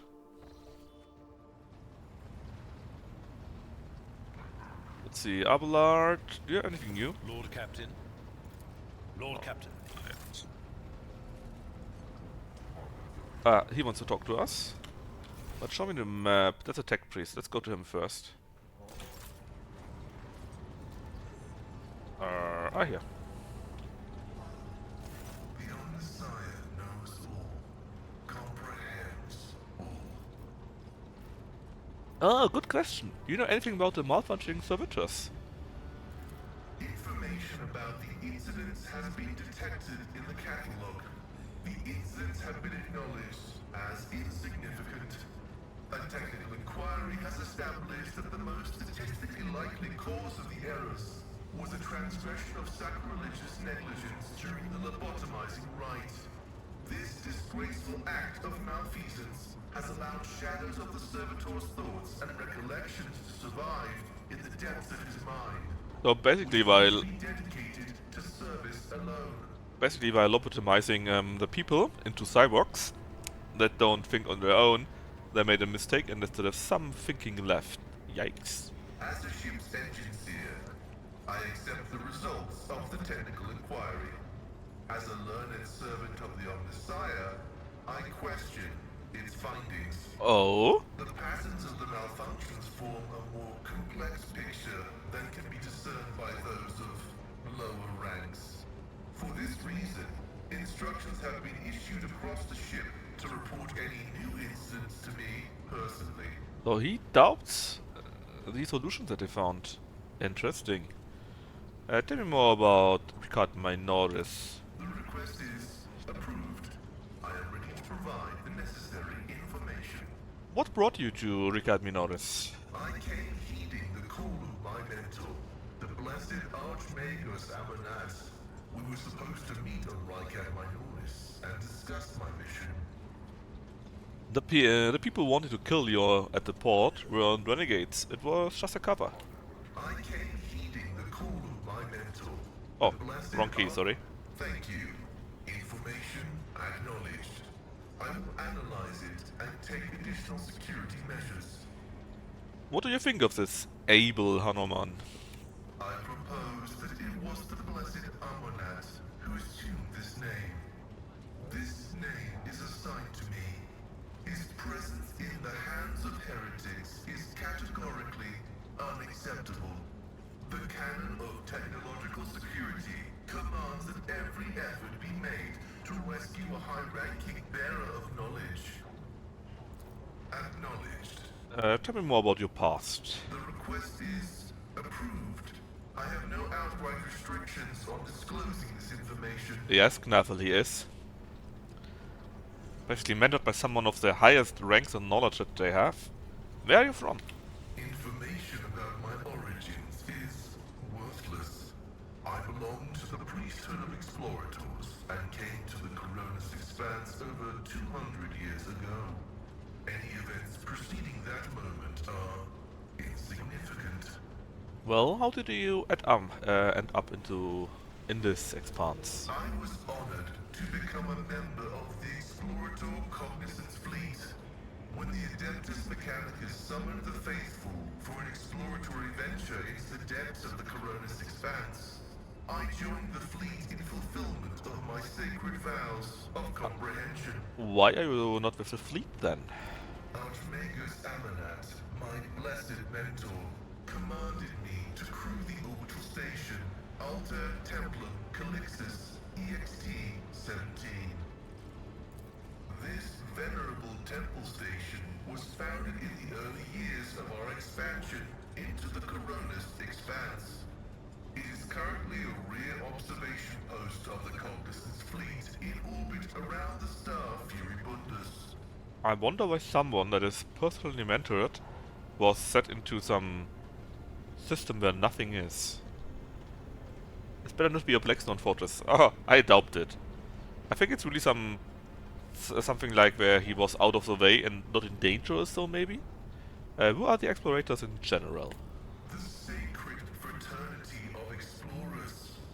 The cult Mechanica sends us out to the frontiers of the known sectors as researchers and conquerors. We are the warriors of the code, who return to the lost worlds and devote themselves to recovering the lost ancient knowledge. The warriors of the code? So he's a keyboard warrior? Explorators are granted the privilege of being more independent than many of our tech comrades.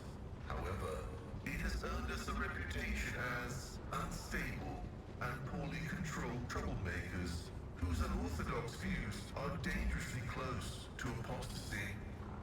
Why? Why is everyone I met a heretic? Every single one!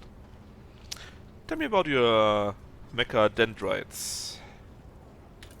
They are my younger brothers and guides on what? the way to the Omnissiah. Their machine spirits are directly bound to my neocortex and pick up impulses from my subconscious. Sometimes they act ahead of my thoughts. This is how the Omnissiah leads me to comprehension. That is a weird way to talk about your tentacles. Acknowledged. Tell me more about the Adeptus Mechanicus. I am honored to belong to the priesthood of Mars, guided by its tenets. We safeguard technology against the impure and the unenlightened.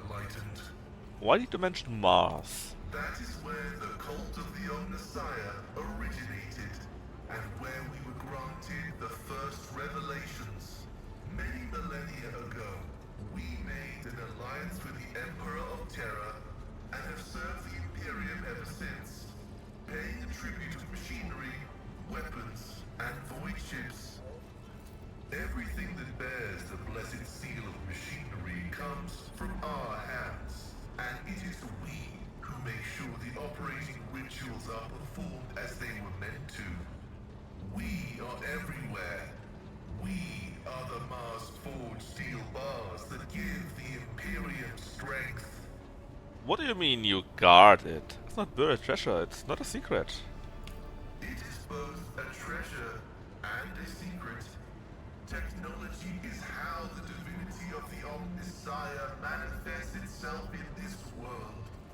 This is why the uninitiated may only be allowed to touch the most vulgar and mundane of its instances. We, on the other hand, are authorized to use the sacred catechism of maintenance and operation. It's so weird to have such a priesthood of mechanics. Although there is another reason to deny lay people the sacrament of knowledge, it can be dangerous. Twisted by renegades, the Omnissiah's wisdom is called heretic, and the exposure to it may corrupt the uninitiated. Another danger is knowledge strangely interpreted and inscrutably twisted by the minds of the Xenos. This bane is called xenotech.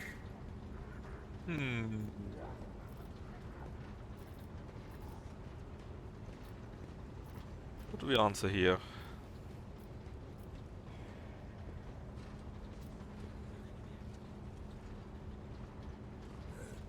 There actually are various tenets that the Adeptus Mechanicus believes in.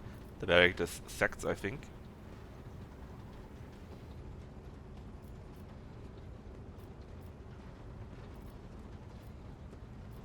Of course you could say that our hands are worthy hands, right?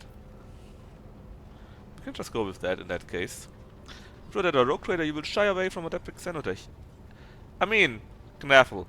Clearly, sacred objects should only be touched by worthy hands, like my hands. This statement is true. What many consider chains on our way to comprehension is our armor, which we have inherited from our wisdom-blessed predecessors. Xenotech should only be touched by xenophiles, like Franco. Do you mean Chatouise the 14th? The Sun King rogue trader? Do you hold a high position in your fraternity? This electu indicates that I am a Magos, who has mastered the sacraments of many spheres of knowledge, and has the right to conduct services in a forged cathedral. I'm an Aldari sympathizer, maybe an orc lover. An orc lover? Hey! We only have our navigator mutant, right? We certainly do not want to give power into other hand, like the filthy Aldari, I guess. Although from what I've heard, there's an Aldari lady that you can romance. What is this? What is the Omnissiah in your understanding? He is the divine mechanism, the maker of technology. The universe was made to resemble a mechanical marvel, because the Omnissiah rules over it. Knowledge is the highest form that he uses to manifest in the world. For now. Someday, he will come to this world in the absolute fullness of his splendor. The Adeptus Mechanicus worshipped the Emperor. He is the earthly manifestation of the Omnissiah, who brought humanity into the light of divine grace. I've never heard it voiced exactly like that. Just mostly heard that he's the exact same thing, but not that he's the earthly manifestation. I actually didn't hear it like that so far. What's behind the Adeptus Mechanicus enthusiasm for replacing flesh with augmentations? Well, the flesh is weak, that's why. Organic tissue is an imperfect replica of the machine. Transient and vulnerable. Metal is more stable, more effective, and more durable. Flesh speak is flawed next to my heretic language. Meat begets weakness. It softens the mind and undermines discipline. But you can replace metal when it wears down. In addition, a machine is a supreme form of knowledge, and by assuming mechanical form, we become closer to the Omnissiah. I like how the start sounded really hateful when he talked about this. Nice voice acting. Like all things sacred, our augmentations must not be defiled by the eyes of the ignorant. Which is why we reveal only the crudest of tools, while holier mechanisms remain concealed beneath our crimson robes. An interesting superstition. Not a superstition, a gracious truth. You have a strange way of speaking. Is that because of the augmentation, or does your faith dictate how you should express yourself? Partially true. I had a voice modulator implanted alongside the respiratory purification module, but there is an additional reason. Gothic is not my first language. I am used to thinking and making statements in lingua technis. The binaric language is more informative, more ergonomic, and less prone to misinterpretation. Are the tech priests also responsible for space marines? In what way? I mean, if you go by the new Primaris marines, then yeah, there was this Archmagus Call, or how he's called, right? That made the Primaris, basically. And as far as I'm aware, every space marine chapter also has tech marines, which basically is the equivalent to those here, right? Which help out with that.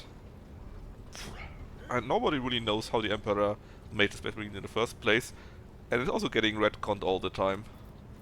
Acknowledged. May your labors be effective and fruitful. Yes, thank you. So let's talk to our other guy. Him. He had a task for us.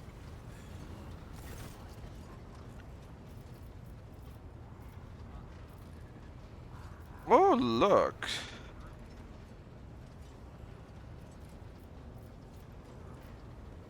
Have you ever heard the name Fiery Reckoning? From what I can tell, it's a worship of some sort. You're not familiar, and you check something? Yes. We signed a contract with the owner of the vessel. Something is odd. The data log ends here. The ship represents interaction with workshops on your industrial world. Curious. Oh yeah, I want to have my own portrait there.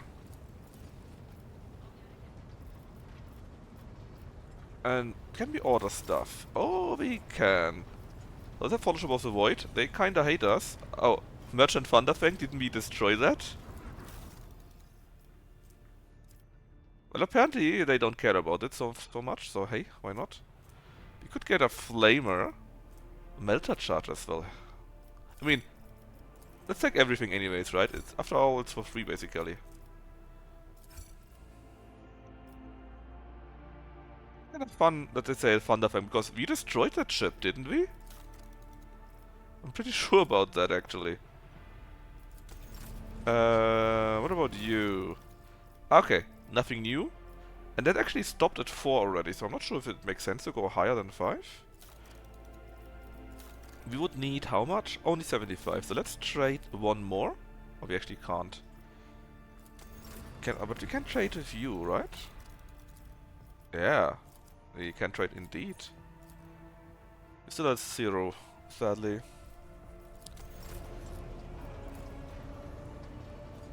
What else? Yeah, what about the problem we have with the servitors?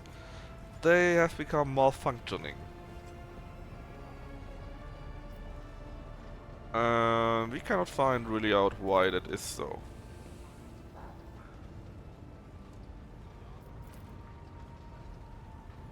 Okay, and basically we can inspect them, and we take Pascal with us, and then take a look at this.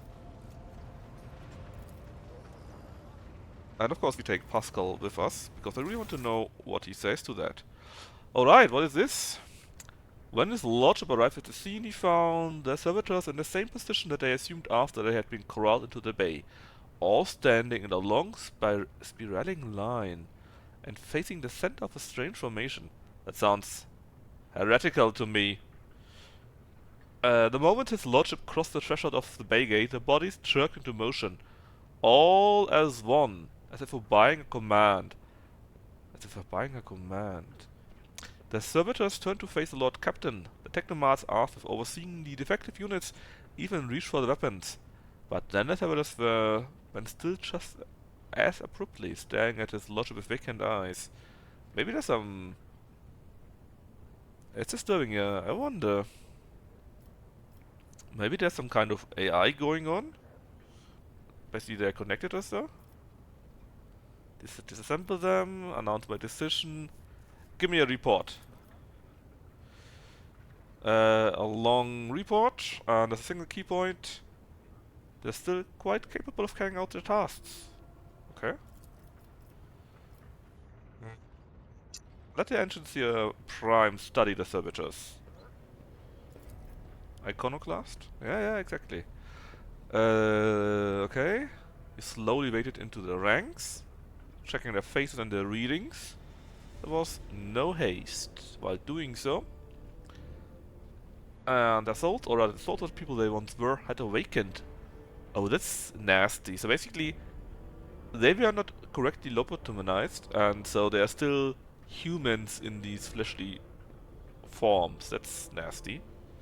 Not yet fully conscious of the past and present, these half-machines could still feel primal emotions. Eee. This undesirable consequence of shoddily performed lobotomy is most rarely observed, and yet, for some unknown reason, it had occurred in every single one of those. They have no mouth and they must scream? Yeah, exactly. It's exactly like this, Knaffel. Well, let's take several steps forward through them. Immediately, servitors, each and every one, stopped toward the Lord Captain in perfect unison. They mimicked his movements with frightening precision. The rogue trader halted in place and after a moment's thought, waved his hand. And the servitors, just as synchronously, repeated the gesture as well. When the Lord Captain turned quizzically to the technomats, so did the servitors, as if mocking him. Whatever the Lord Captain did, be it an incline of the head, a wave of a hand, or a step to the side, the defective units repeated without a moment's delay or hesitation, like a grotesque marionettes controlled by an unseen puppeteer. Very curious. Well, let's examine them. As high factotum, it was I what prompted the entire inspection. Okay, this is basically written by our logistics guy. You step closer and we notice a fascinating irregularity.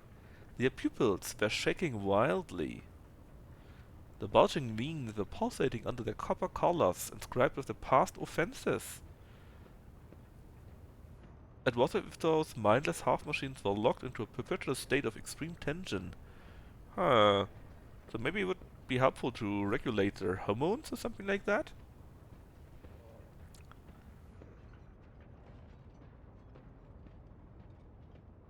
So they had attained awareness, feeling, and understanding. That sounds very heretical. After a pause, he added that they used to function properly, and nobody knew why. Well, okay, then step away again.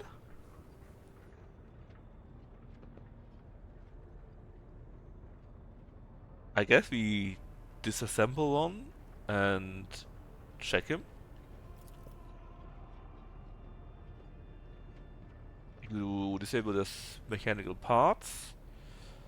And what do we see?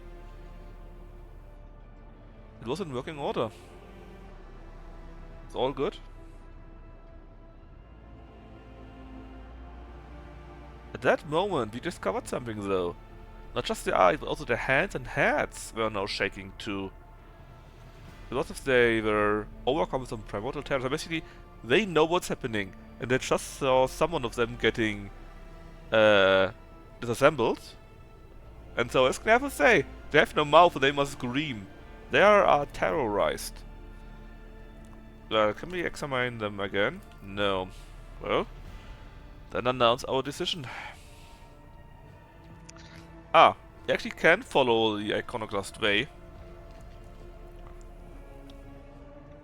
Dogmatic actually would be to simply send them back. That's a bit weird. Could destroy them, or leave their servitors to their work, or there was nothing in their behavior that we found alarming. No, let's just take the iconoclast decision.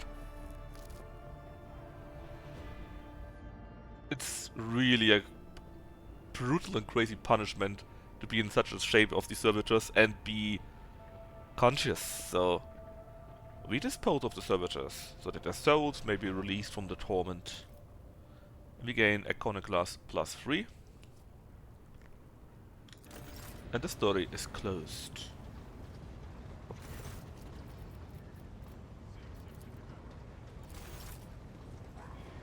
And I wonder if our tech priest has something to say to that. Apparently not. Let's see. Rumors.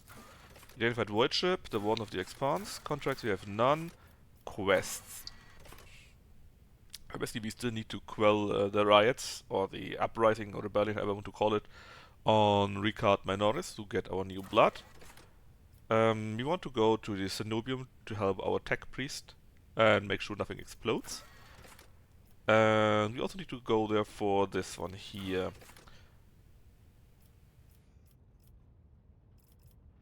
Okay, so nothing personal as far as I can see, right?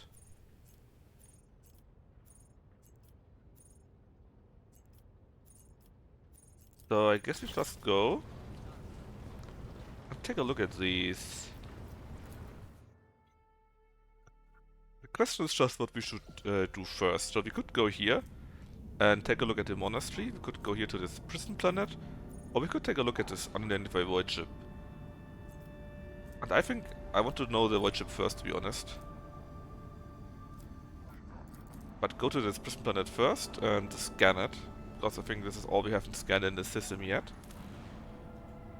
Begin scan. Is this the prison planet? Or am I in the wrong one? Oh yeah, this is the prison planet. Yep. But I want to see if we can find the void ship. That's my main interest. And also maybe we have then a space battle. So, the August note is a large object among the lifeless rocks covering the planet. A void ship whose signature and origin are impossible to identify from orbit is resting here. The hull of the unidentified vessel is severely damaged. Hold on.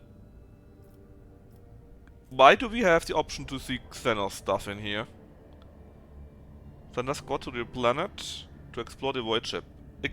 Xenos stuff, so is it aliens? It's Xenos time, yeah, maybe. We succeeded a test, we gain 175 experience, that's big. Let's see. Landing party reports via Vox as soon as they touch down.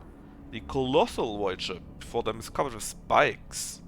It resembles a morbid beast sculpted from darkness itself, menacingly hanging over the ravine. An experienced veteran accurately determines the origin of the unholy vessel. It belongs to the Xenos race called Drukhari, ready to collapse at any moment. So, what can we do? Abelard suggests finding out what Xenos were doing there. That could be very interesting for us, indeed. More people to the planet. Ancient Idira tells a lot of voices tell them they are harbinger darkness and death. We could simply try to recall the people.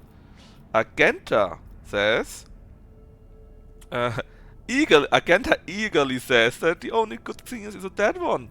A true servant of the Emperor shouldn't throw their hand with Xenos technology. The rogue trader orders that more people be sent to the Xenos void ship to collect any valuable findings. And being the God Emperor's chosen, the rogue trader won't go digging around Xenos trash. yeah, I think it's a good idea to actually find out what happened here. After 2 watches of hard labor, the workers managed to stabilize the Drukhari void ship. The soldiers who entered the vessel were met with lifeless bodies of Xenos who had died when the void ship crashed. The ship itself, however, came to life, immediately craving to sate its wicked appetite for human death. The systems have reacted to intruders, and cruel, deadly traps have activated on all decks. Yikes. Oh, it actually was an agility test, and we succeeded in that.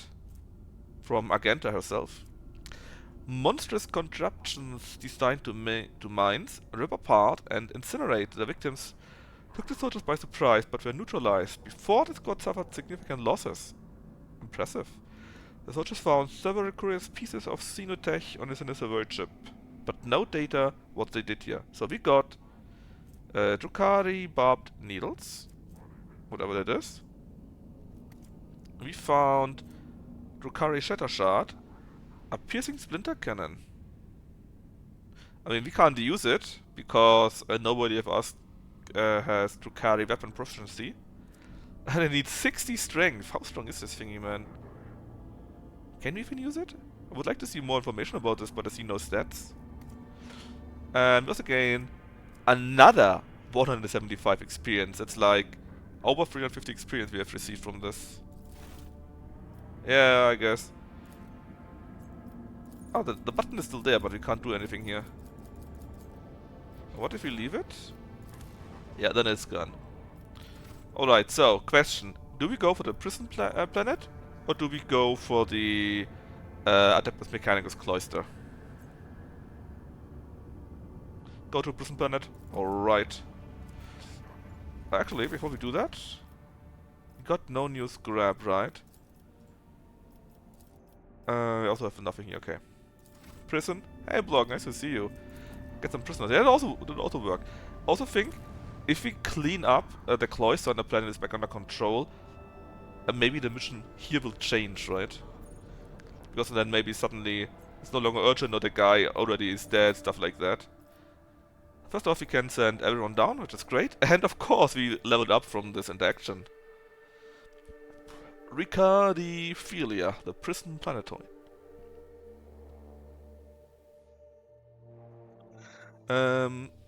It always gives a -1 rep, +1 rep choices, so you can bring your iron swords to Selenam and then be the best boy for the Emperor. Crime is wrong, I'm now a wealthy landowner. I mean, Block, you need to understand, right? Crime is only wrong if other people do it. I'm a rogue trader, I can do whatever I want.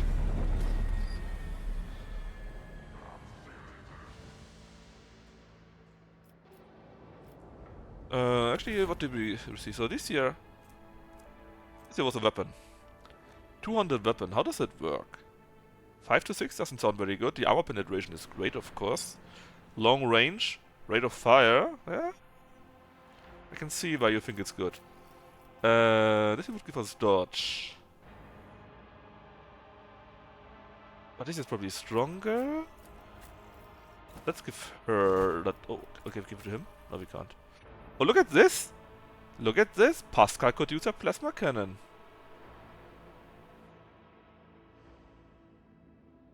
Because they have not survived like Rust, so not at all. I mean, we could give him the plasma cannon, but then he doesn't have his last gun any longer. Just so that you know. He's also the only one that can use it. Do you have ammo? I don't need to have ammo, Gnaffle. That's something that this game made easier. You don't need to have ammunition. Also for our bolter weapon, for example, you don't need bolter ammunition. He doesn't need last gun? Okay. There we go. Add to cargo. Add to cargo. Man, I wonder...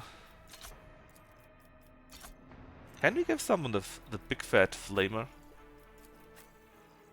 Oh! We could give the Sister of Battle a flamer. Curious, isn't it? How's the flamer? It actually does more damage than the bolter? Ah, well, the bottle has the burst fire.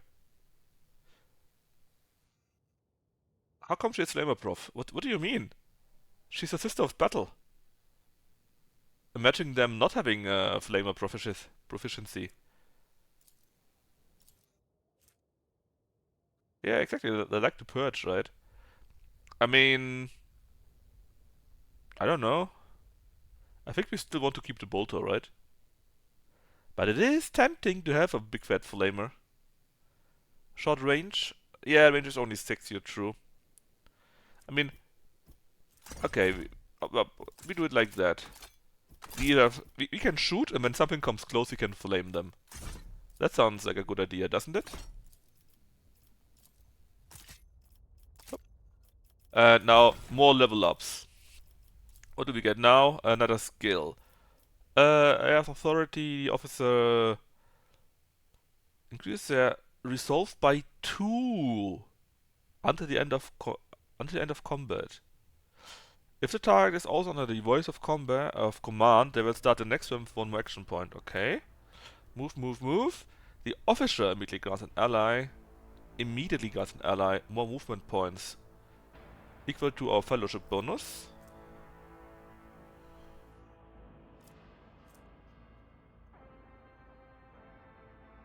Break their ranks. What does that do? Deal more damage when you're surrounded by enemies. Yeah, okay. Take aim. Sure, let's take of authority then. And more skills for our Chatouis. I mean, we don't really have our weapon that we use, right? Movement points, we don't really need them. We are currently using a sniper weapon where we don't need this either. I don't know. We could get more hit points simply. That is an option, I guess.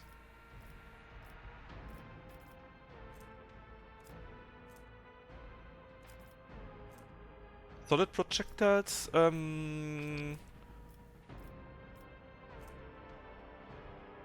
if it's... That basically means a stub weapon or autocannon, stuff like that. We could get more lore or skills in here. We could learn Grenadier, but we don't have these that many grenades.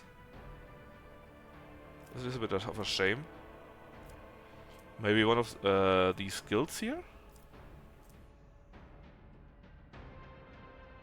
Anytime an ability or talent uses the fellowship bonus. Intelligence, no. You, do something. If a noble uses an ability on the servant, any ability, they gain 1 more HP. Yeah, I didn't take that before, because... but they're servant, right? Please remember we can only have 1 servant at the same time. So that doesn't mean we can give out buffs to everyone. And currently we don't really need this much AP. It will probably change, let's be honest, but hey.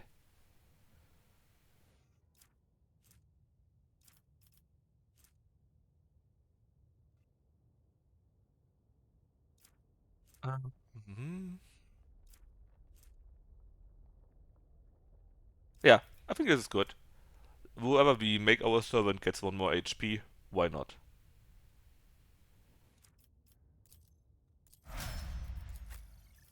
Right, our tanky tank. Well, he already has toughness. We could get agility to 40, or strength to 50, or gain another weapon skill. Ah, weapon skill? Yeah, because he also needs to hit our enemies, right? It's nice that he's so tanky, but he also needs to hit something. And then what here? I mean, the demolition kinda sucks, and the sister does it. Medicae could be useful because you can use that stuff. Aggie bonus to 4. We could also get strength to 50 though.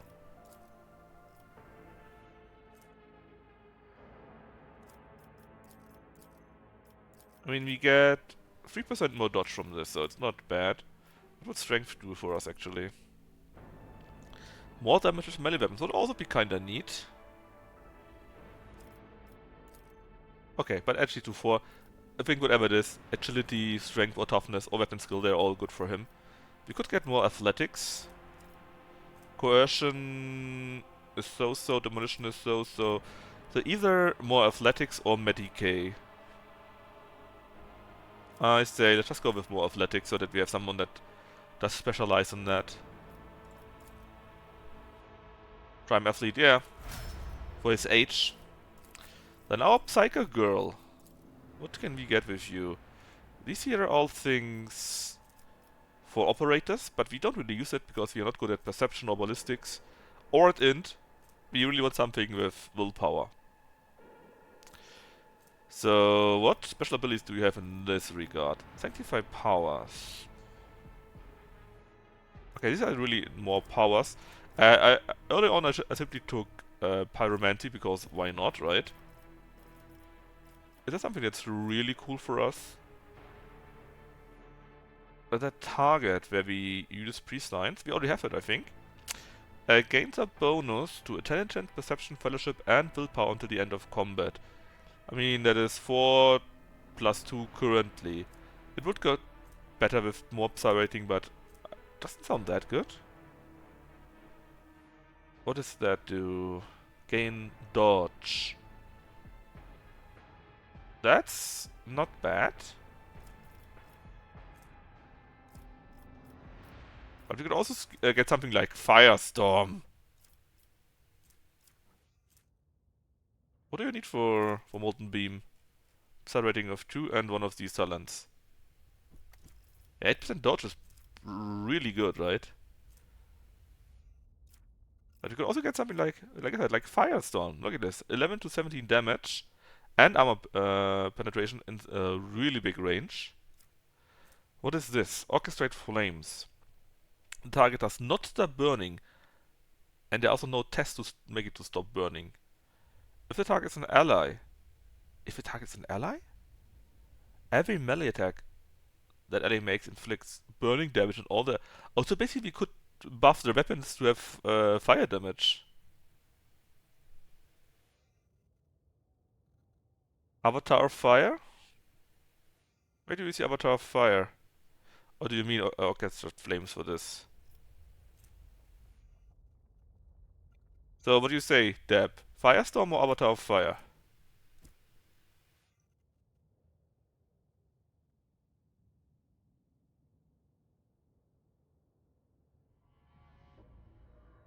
Avatar of Fire? Where's Avatar of Fire written? You mean Orchestrate Flames, right?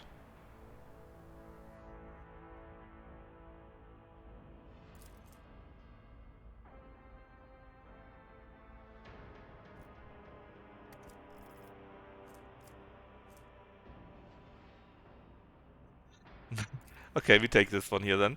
I think it's a very nice buff. And what would you want to do with her? Well, she's mostly using her willpower, right? Nothing of this weapon stuff will work. We could use this here to get more HP simply, or more dodge, which is already very high. Oh yeah, or maybe one of these talents here. Let's see. I saw what you wrote, Gnafel, but we need a few more moments to fix it. Oh, what's this? All damage over time effects. I mean, that's nice, but that's nothing we can do on our own. That's kinda neat. Blessing Inferno. Obscured Threat. Ah.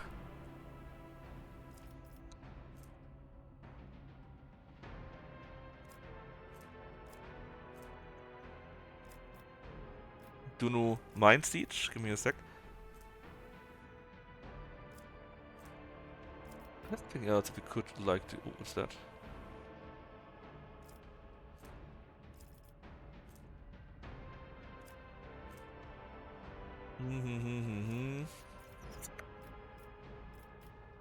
Mind Siege. Did I? Here. Enemies that have failed willpower resistance against any of their Psycho's power will suffer more damage. Multiplied with Psi rating. That's kind of interesting, yes.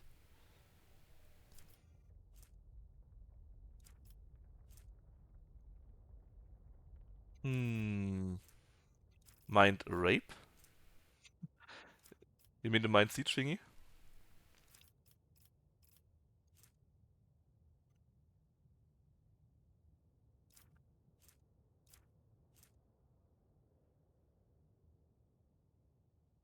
That is also kind of neat.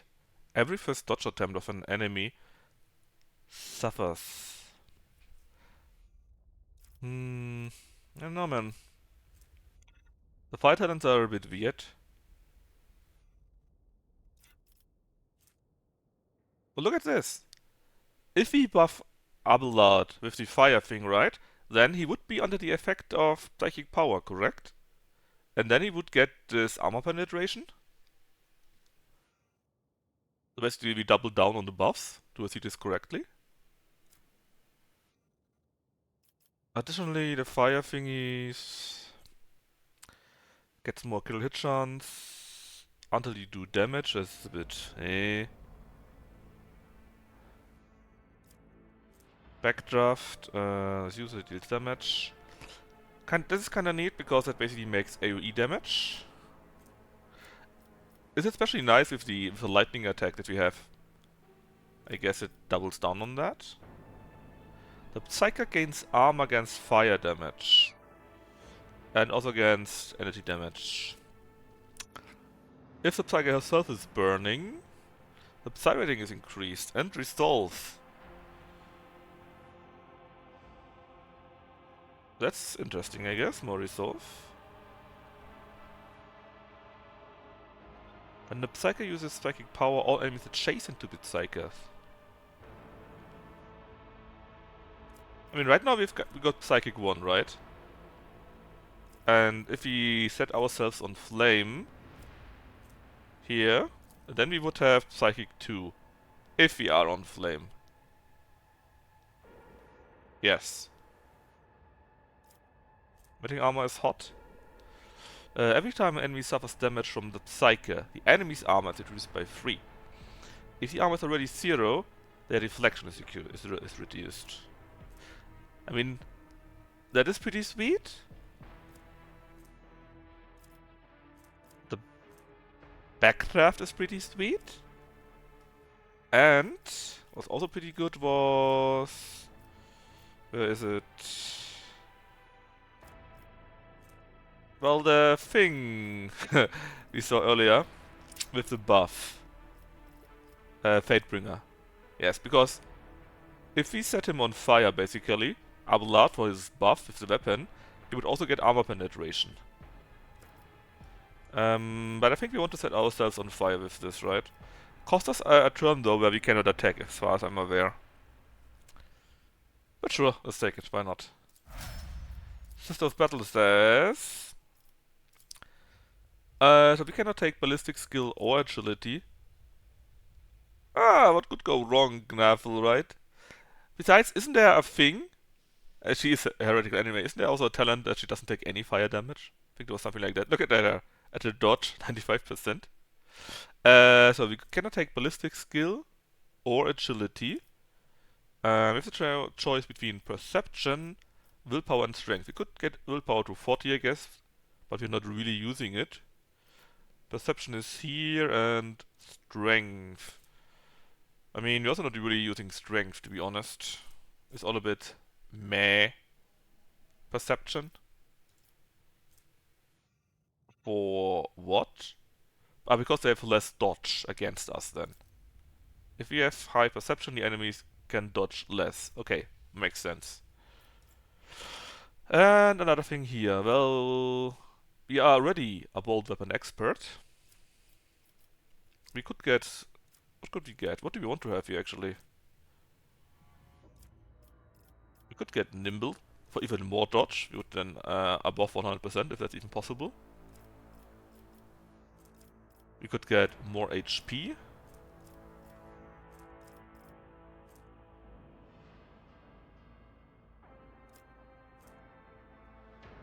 I don't think it counts as a heavy weapon what we have currently. We could simply take more talent points in general here.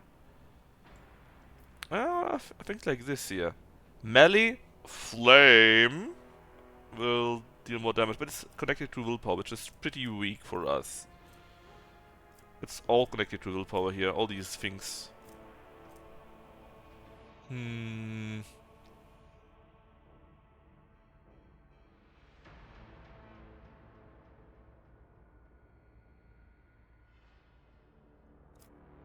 Ha ha ha ha.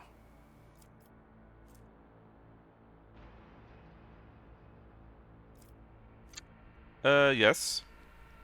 Devotees, willpower bonus. Maybe in this one not? Shield of Faith, I'm pretty sure is also willpower bonus. Litany of Purification, I think, is not. All enemies in the area effect of Warhammer Furious Recital, which he never used even, I think, gain a stack of the Disturbed effect. I mean, we can take that one. Because I'm really not liking anything else, really. There are a few nice things, but not as nice. So let's just take that. Sure. What is Disturbed? Disturbed makes it so that every stack grants a -10 penalty to any willpower or fellowship tests. So, now you.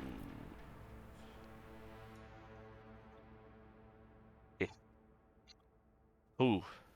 She has tons of things to learn too. Let's see what is specific to the Navigator.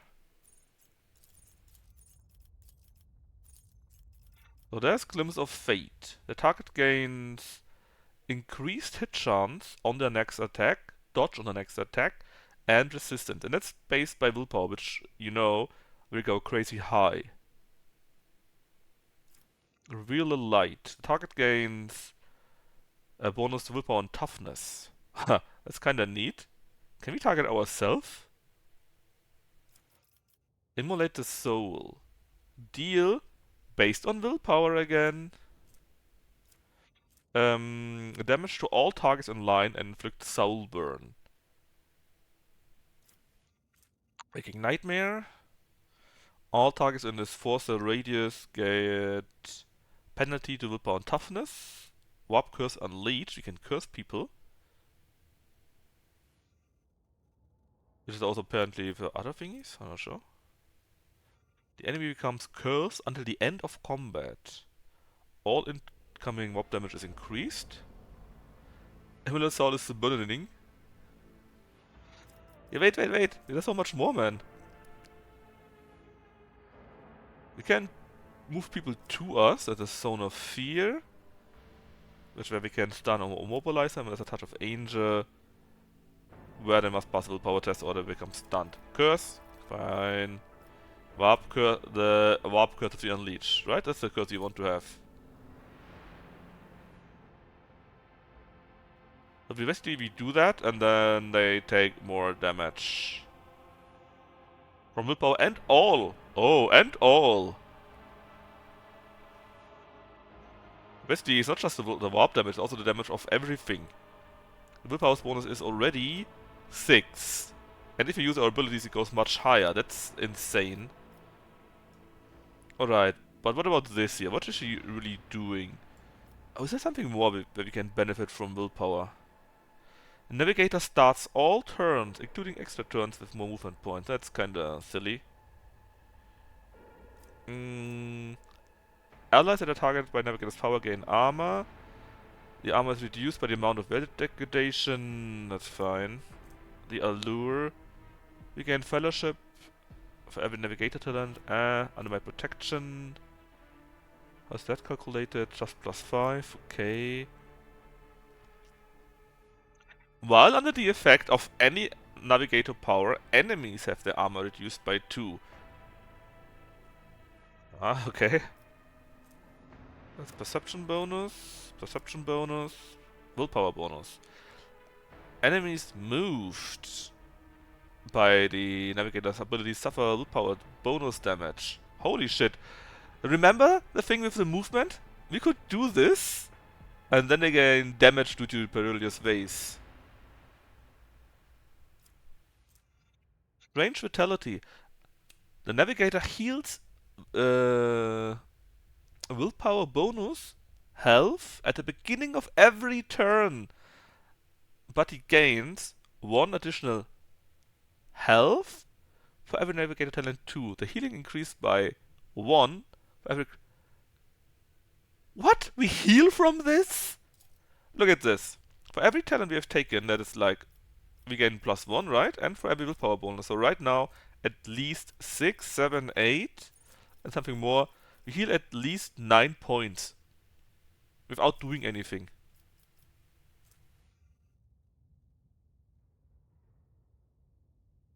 We can use perception instead of agility for dodge. It's completely broken, man.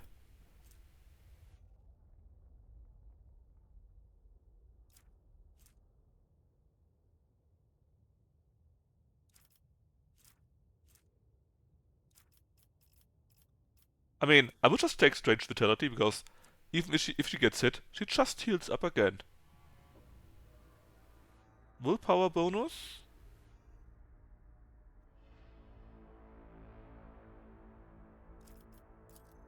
So, that is currently 6, 7, 8, 9, 10, 11. She heals 11 turns. She heals at least 11 wounds per turn. 11. If we kill anything, it goes up by +1. If we get more willpower, it goes up again. That's completely overpowered, man. Alright, what do we do with you? You're not really anything for melee attacks, right? For ranged attacks with you. You want some, and perception sucks. Perception, while in cover, I mean, that's not so bad. While in cover we can shoot better, okay. Maybe it could be useful. The next non-area attack, which is also a melee attack, I guess, can intimidate the enemy. It's based on perception, which is not very high though. The negative effect is doubled for enemies with less than intelligence bonus armor, okay.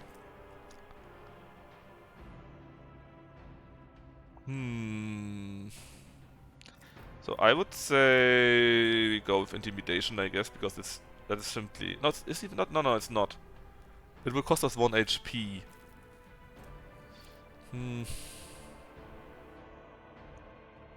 I don't know. Maybe we should simply take Perfect Spot in case we actually cannot attack one turn for whatever reason. We at least are better in cover.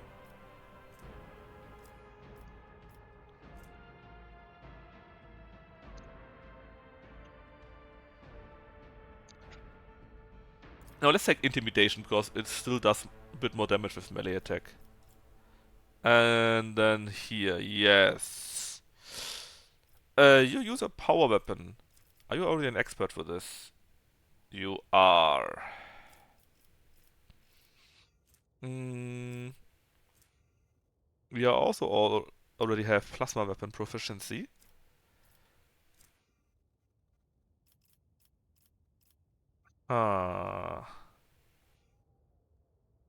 What do we take for you? Well, maybe a few of your special abilities here. We don't need this, because we already have others that do this. Gain a stacking 10% bonus to hit chance and dodge reduction against any target they hit with a single attack. So if there's something that's tough and we hit it once, we can hit it much more easy. That sounds not so bad. We are not wearing heavy armor because our armor is medium. And Fire of the Forge toughness bonus, which is also kinda bad. Yes, I would say we go with the Persistence of the Forge. Fight of the Forge? I mean, that is only against burning and flame weapons.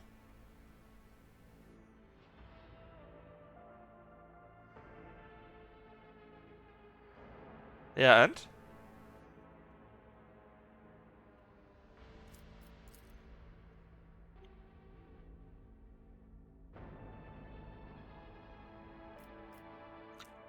the problem is just that it's also based on toughness.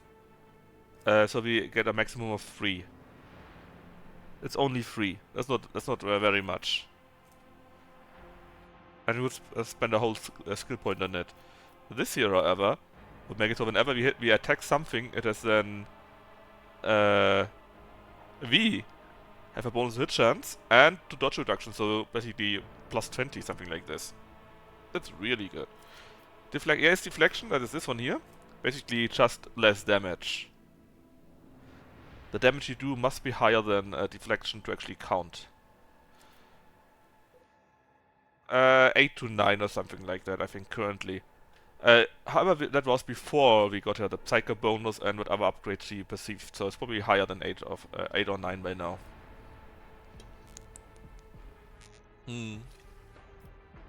What's more? I would say we go for this one now. Because, let's be honest, it's a melee weapon skill for us too, and it's really nice. Actually, maybe we can take a look at it. Should I divine our next step? Currently, we have Ignite here, and we got Orchestrate Flames. We can do this just now. We need... I don't even know how it actually works. It doesn't stop burning, so I guess it's 2 turns. You can use Ignite. It's at least 10 to 11.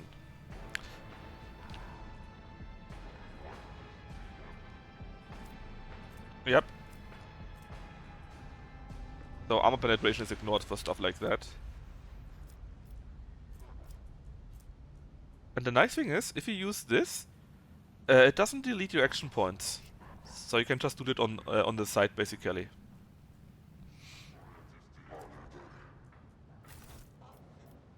Do we want to watch Lucky? He's playing Demon Hunter, right? Demon Hunters. They Hunters. see. Oh yes, indeed. They all will see. Oh, it's trapped. Oh, nice. Apparently our escort is not working. Takes off, child. Chaos Gate, yeah, that's what I meant. Alright, Lugu? Alright. Who are you? Oh, this is a new pilot we don't know here. Are you reinforcements? What happened here? It's been a prison riot. It's been led by the prison warden himself. Oh, that's not good. And he declared it independent. What? Oh, that's not good. Can you just save? Yes, I can't save. Okay, let's just finish the talk. I'm not sure if we mess something up elsewise. Abelard teaches Riffraff the proper way of addressing the sovereign. Officer, this person before you is Chatuus the 14th von Valencius, a rogue trader. Alright. Tell me about this planetoid. I need to want to find this vein. The only setting is a panel. Colony, nothing special here. The warden himself is spearheading the riot. Yes. And you don't know why, it just started like this and it's pure heresy. Oh. It's pure heresy. Why would Winterscale or the young Wonderscale heir feel the need to parley with them? It's a personal matter. It's his childhood friend. What? It's getting only more and more crazy.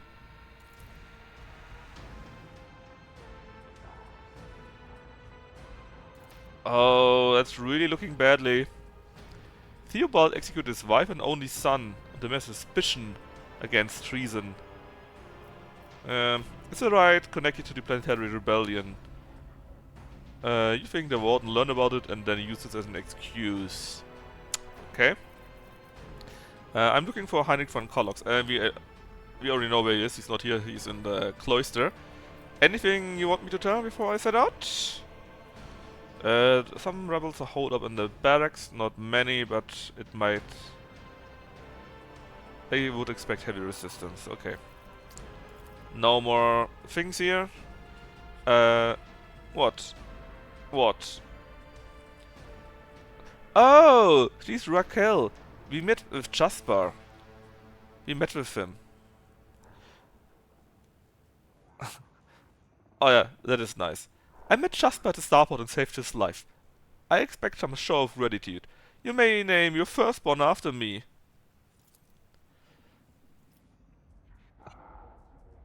Thank you. That was kind of funny. Let's disable the chat before I forget it. Oh!